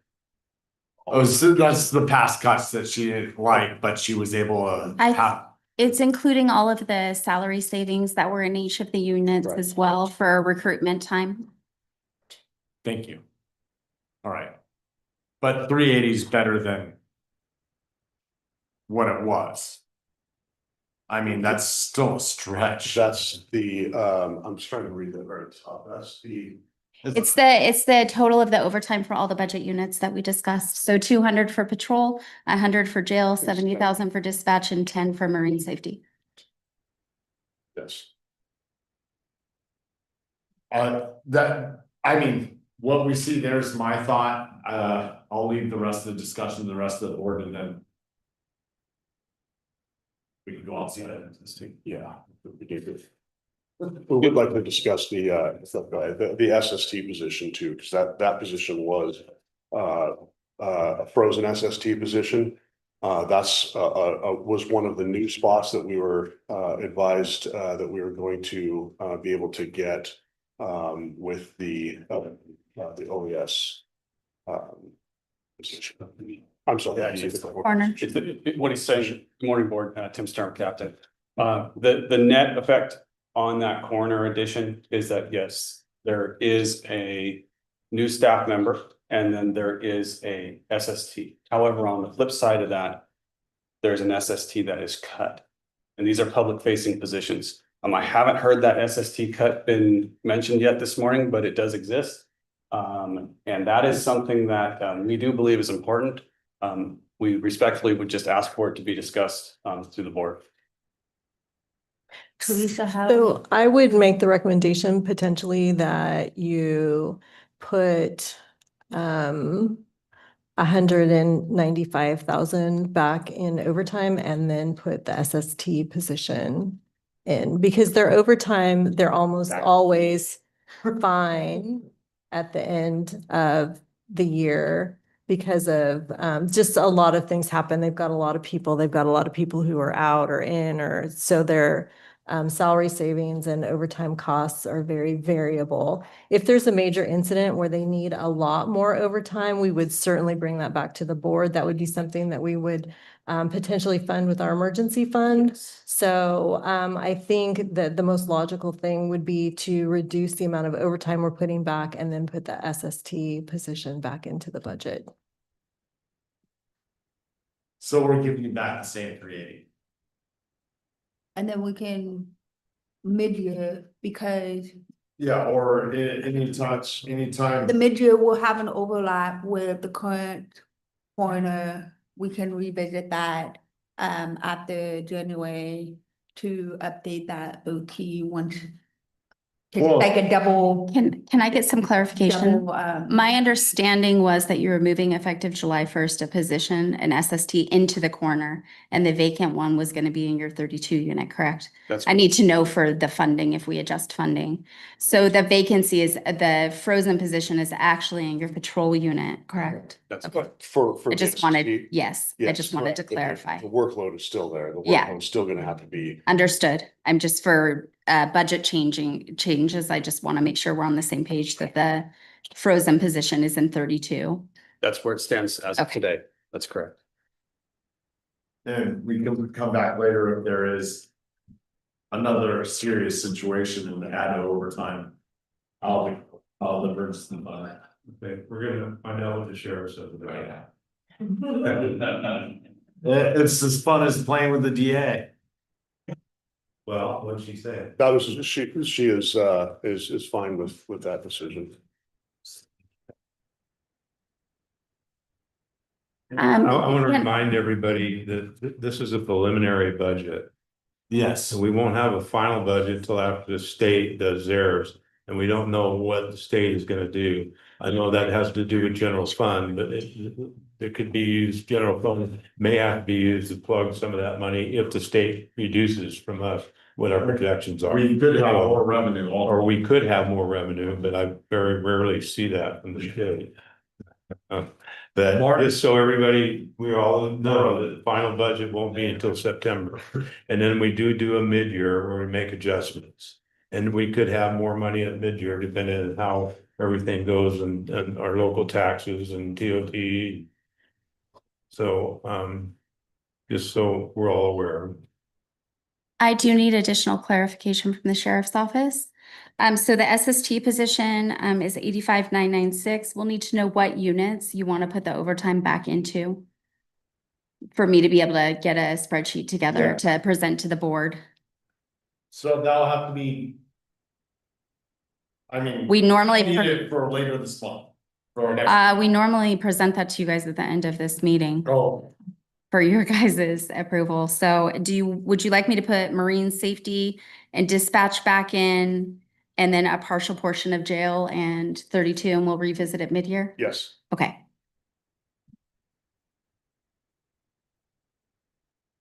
And then, of course, the SST funding.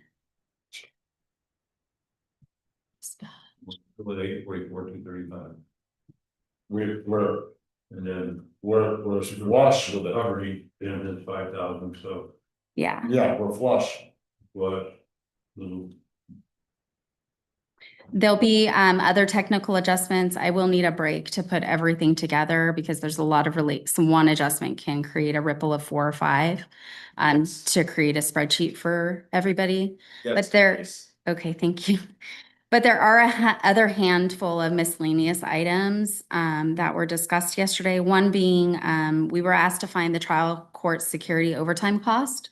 Our office did reach out and find that. That's about just under $52,000 that it looks like will be unfunded in that unit by the courts. So just FYI, that will come on the end of year board item that the auditor's office will bring forward. But it does look like, Rochelle spoke to it pretty in depth yesterday, that trial court security will probably start pulling general fund dollars in upcoming years. So that will add to the general fund deficit. I say we ask Judge Healy, see what he says. You have to go through the clerk. And then the one other topic that came up yesterday that I'm aware of that we said we would revisit is the HHSA Behavioral Health Clinical Services Manager title change. Yeah. So we'll do that when we come back, or do we do it now? In order to give Yeah. Ms. Huebner all of the adjustments that she needs to make, we would need to probably make those decisions now so that she can do her spreadsheet and present you with the changes that we're making to the budget. Okay. I'm not seeing, oh man, I don't see a difference in the cost on the clinical position. You said you had different. Excuse me. Y'all are going to debate for this, so I'd like to move on to collaborate and get it done.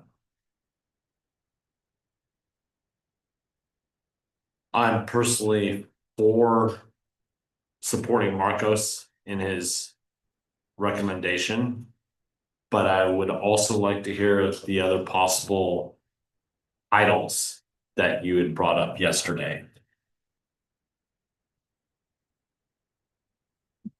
Judy Hawkins, And HR. then I would also like to, okay, no, I'll let you do that, and then I'll ask my questions after.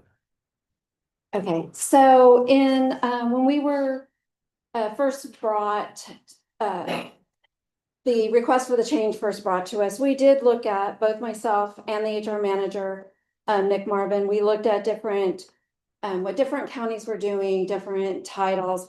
And I know also, Hubner also brought up some titles. And so we can bring forward like behavioral health program manager, or behavioral health services administrator, behavioral health division manager. We do think division manager does encompass the fact that they are managing this specific division, which is the clinicians.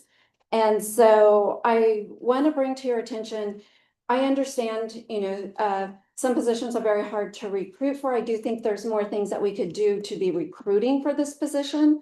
And we will be working closer with the HHSA Deputy Director as well as the HHSA Agency Director. But in doing the org review, we made sure that certain positions are in a hierarchy across the department, the whole agency. And so if we were to change this, it does throw off that process. And I also want to mention that, the deputy director that Mr. Marcos mentioned yesterday, the deputy director reports to the director or the assistant director. And so this really does throw off the structure of the department, which was the whole purpose of doing the org review, was to get the structure in order, the hierarchy in order. And so that's why we're requesting manager level positions to make sense in the entire organization, not just that division of the agency. So we do have other positions that we do think, titles that we do think would be beneficial, and then also just a heavier recruitment process. Thank you. Marcos, can I ask you a question?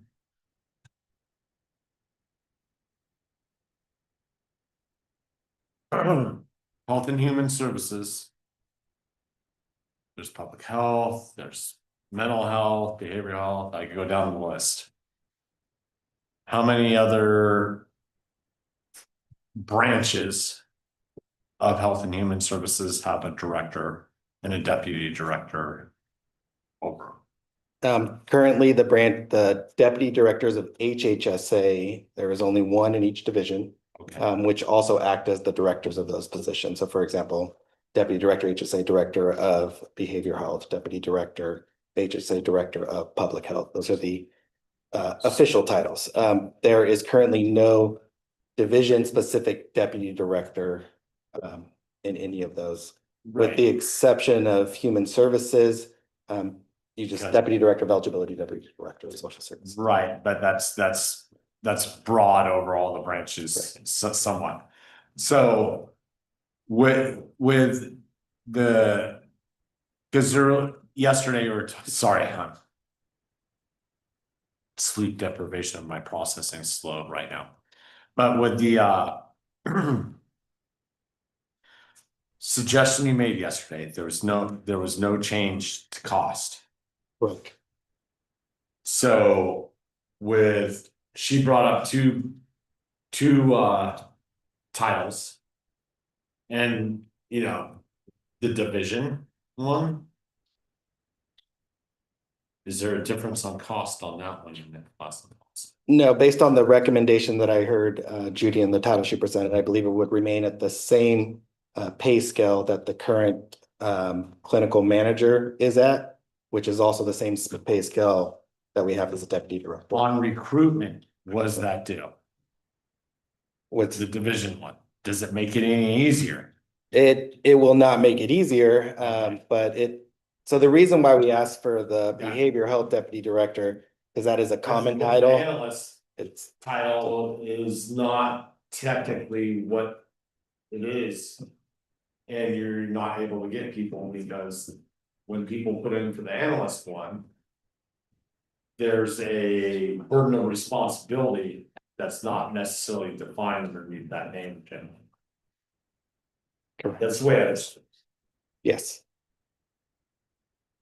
That is like having worked in a agency. I mean, when you don't have job specifications inside a certain title that are encumbered, that generally puts you in a position of working out of class. It could. Which could pose a problem. Okay. I'm just saying that because that was my understanding of the way you proposed it, and it makes sense to me, so.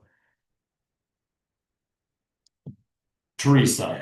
We would recommend moving forward with the division manager title and going out for recruitment.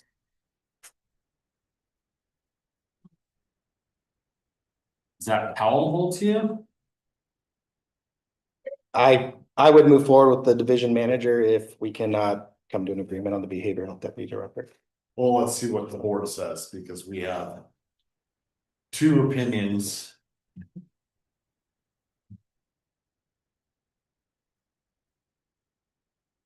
Would you like to say something, Mrs. Saul? If you guys don't mind, would I be able to speak? All right, so Wendy, behavioral health director. And I just wanted to thank Marcos for supporting this. And so I'm here today in support of restoring the clinical services manager to the former deputy director of behavioral health. This request does not create a new position. It does not add staffing. It does not increase salary or benefits. Rather, it restores the title previously existed and more accurately reflects the responsibilities assigned to the position today.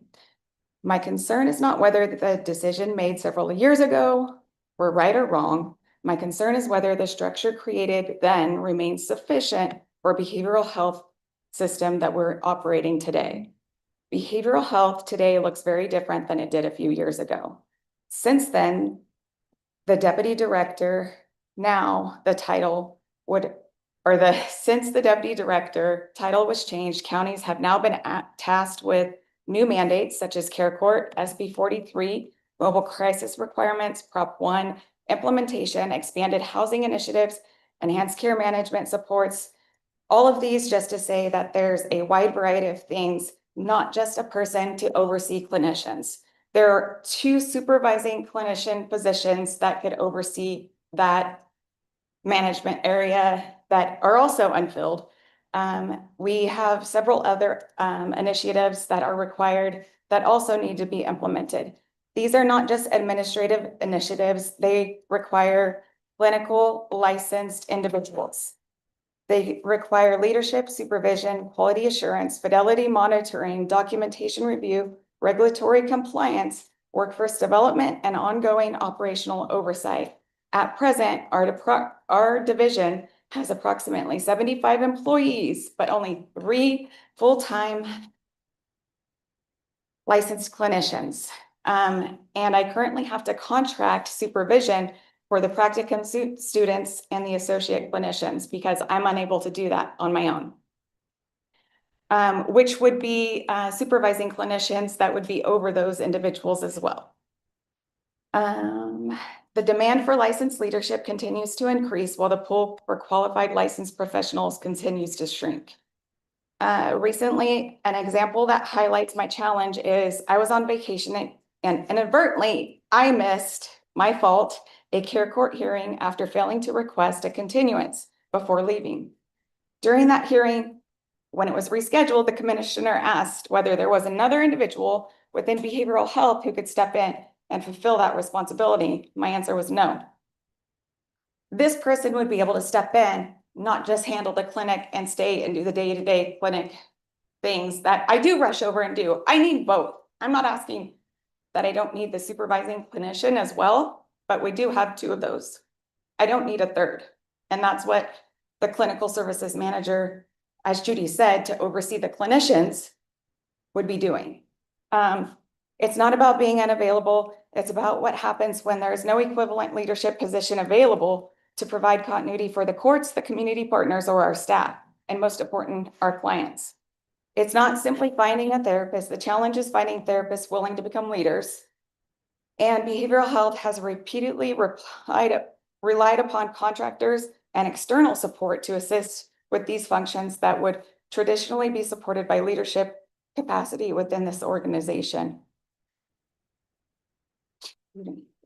So today I'm just asking for your support. I know there's a lot that I could go on and on. Yeah. And the point is that the behavioral health world, there's a ton of mandates from DHCS, and I need somebody that if today I were gone for some reason, could stand before you and explain all of that, not just cover the clinic when there's somebody there that is irate at the window or the clinic staff need to go to. I do need that, but I also need somebody that can help me carry through all of these required mandates that are coming from the state, and that support's needed.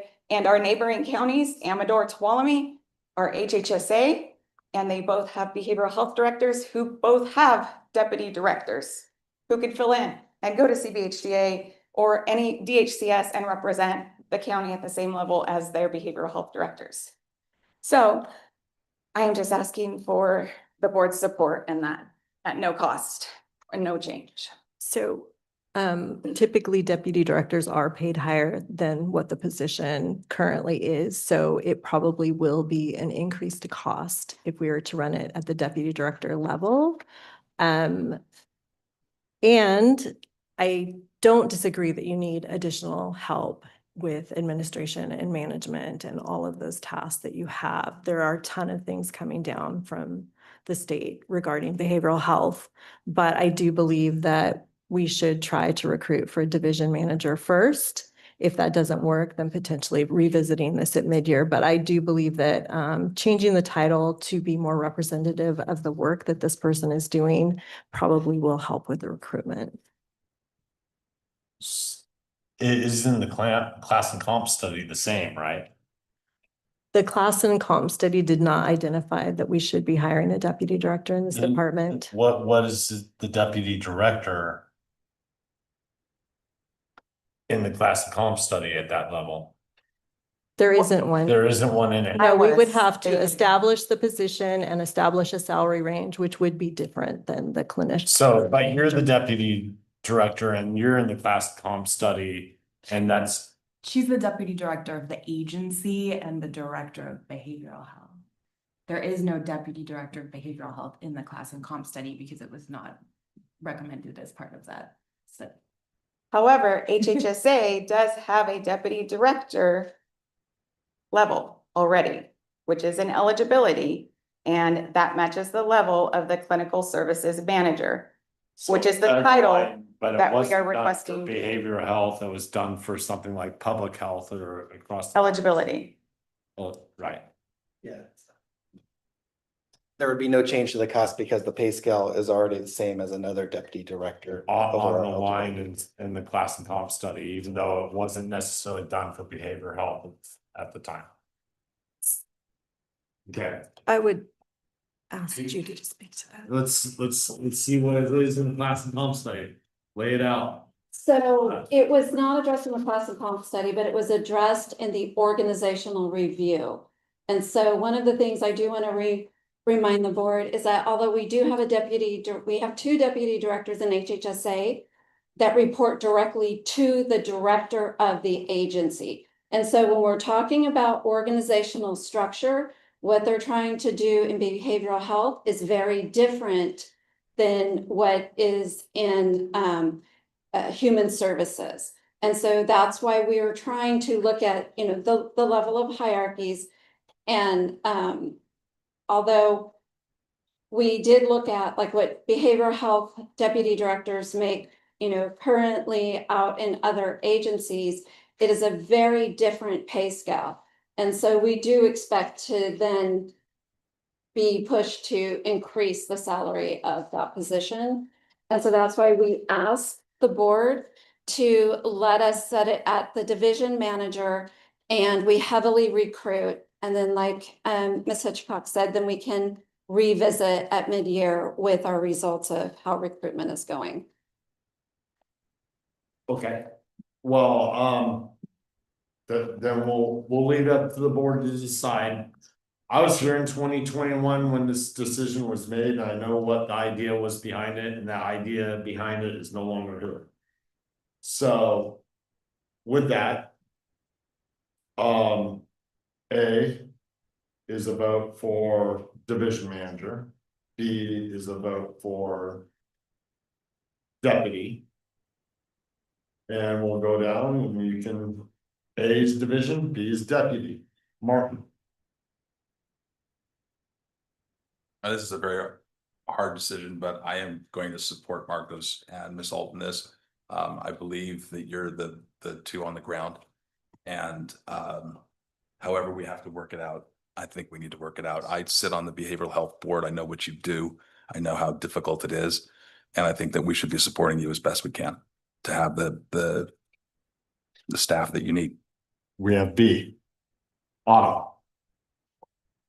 I will also be saying B, because I think you are the experts in the room, and I think when we're looking at HHSA, and comparing the different departments under HHSA, they're also different, and behavioral health has so much more that they are doing and mandated and required of, so I can see this need. I do want to, you know, ensure that you're being cognizant, and it is truly at that same pay scale, the same things. It's just the matter of the title and the being able to be in the rooms that Wendy is not able to be in. B. I'm gonna go with CEO's recommendation and go with A. Because now what's gonna happen is a triple effect. So you just called every other department to come up in front of us and ask for a deputy position. We are trying to cut at management. I understand you've got HR1 coming down the line. We have other stuff that your department's gonna have to handle. But we can't keep paying at the management set. And so with that, I'm going with A. I'm gonna agree with Supervisor Fallendorf on this. I think we're setting ourselves up for something in the future that could be more cost, and we just don't have the money at the moment. And we come back at midterm, maybe we'll look at what it looks like, but I think even if we keep it at that level of salary right now, the recruitment process isn't gonna be really good, and we may not get what we're looking for at the salary level. So I'm gonna go with A, and maybe we can look at it again at final budget or mid-year. So that's where I'm at. Well, I'm gonna go with B. It's only a few times that pushed up against you, Teresa, but I've already explained for the most part with my questioning, my reasoning behind it, along with what Supervisor Andal and Supervisor Heavies have said. So that's B for deputy. Thank you.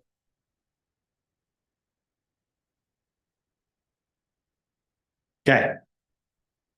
I need one additional direction, which is, where would you like Prop 172 funds transferred to? We have to specifically transfer You get my bank account number. the three, I can be safety. the 300, are we transferring a portion to sheriff, a portion, I know it's all out of the same pot of money, it all comes out of general fund, but just for us to have. I think the easiest one is sheriff right now for the most part. That way, the other just more discretionary money can go towards the departments that don't need to avoid it, or what do you think? Barbara, you're shaking your head at me again, so I'm gonna listen to you. And hopefully I'll get chastised again. I will do my I already best. got turned into Attorney General twice yesterday. I will do my best. We understand the kind of, I don't, and I say shell game, I don't mean that disrespectfully, but we understand how the money moves around. And ultimately, if it goes to the general fund, it's a discretionary money. We would like to have a dedicated percentage of the Prop 172 money because it is meant for public safety. We are public safety, and I think that may help insulate us in the future with fluctuations in the general fund. And as I pointed out, we're only 7% of the general fund, and yet right now with the cuts proposed, we're shouldering 18% of the general fund cuts. So it's just, and public safety is supposed to be the priority. And I'm certainly not suggesting that we take money out of the sheriff's department. We are a continuum, right? And I've hopefully I made that clear. The sheriff's office has many functions besides just arresting Well, let me say yes. suspects. But if my office is not sufficiently funded, that has a very negative impact on the sheriff's office. If my office is not sufficiently funded, well, you could probably do away with probation altogether, right? Because it is this continuum. And It's the point, yeah. No, It's just like the assessor to the auditor controller to the tax collector. but that's not good for public safety, right? And, we I already understand what you're saying. we already have somewhat of a revolving door that has been exacerbated by the Humphreys and Kowalski decisions. But if my office isn't in place, if we don't have the resources to file charges and, investigate further, then that puts the sheriff's office in a position where the revolving door just speeds up to, just a ridiculous point. Okay, we are this continuum. We would ask for a set percentage of the 172 funding, going forward, Yes. we would, instead of just leaving it up to general fund discretionary. Giving Barbara some of the 172, right? But in all due respect, I don't know about the word set. I think this is something that is a variable that we have to look at every year. Oh, well, Oh, yeah, well, the no, next that's, benefit. we're talking Yeah. about this year. Yeah, Yeah, I'm sorry. Yes, you're right. it has to, every year, this is Right. gonna be something that the need has to be looked at in real time. And I Yeah, appreciate I'm never that. gonna tie my hands to not be able to change it next year, even though I won't be here. I appreciate that. And what I was making reference to was it's on page 192 of your budget book. The decision for 90% sheriff and 10% fire was just based on past practice. There was no, jive down into the nitty-gritty of how we should allocate this money. So I am asking for a set percentage. I understand would be for this year. Thank you. Yes. I think. You need some time to put it all together and bring it back to us. Yeah, there's a lot of related Denise? adjustments that I'll have to finalize. Give her as much as you can possibly can. Well, I was just gonna move the full 300, that 10% into DA. Okay. So. Yep. 10 minutes. Probably a little bit longer than that. Okay, no problem. 15. 20? Or yeah, we go. Let's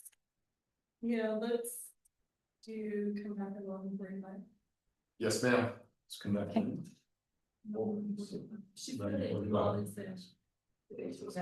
Yeah, that'll be 25 minutes for you. Yep. Well, okay, wait. The ladies are. So what's going, so the 300's coming out of fire. Yes, out of Prop 172, and then it'll move from Prop 172 into the district attorney's budget. If you still want to talk about it again, Autumn, this is your opportunity. Well, I'm just curious, so we're doing 198,501 to the district attorney, correct?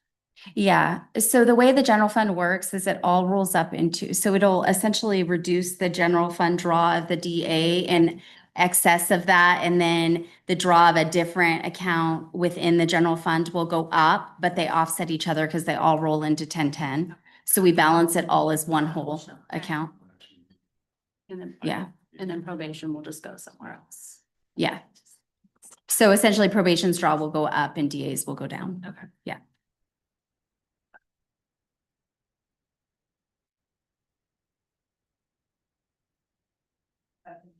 Okay. Any others?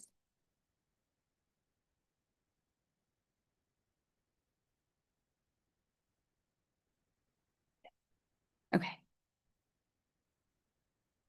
Chair, just to clarify, we'll return at 11:45. Thank you. I'm going to turn off.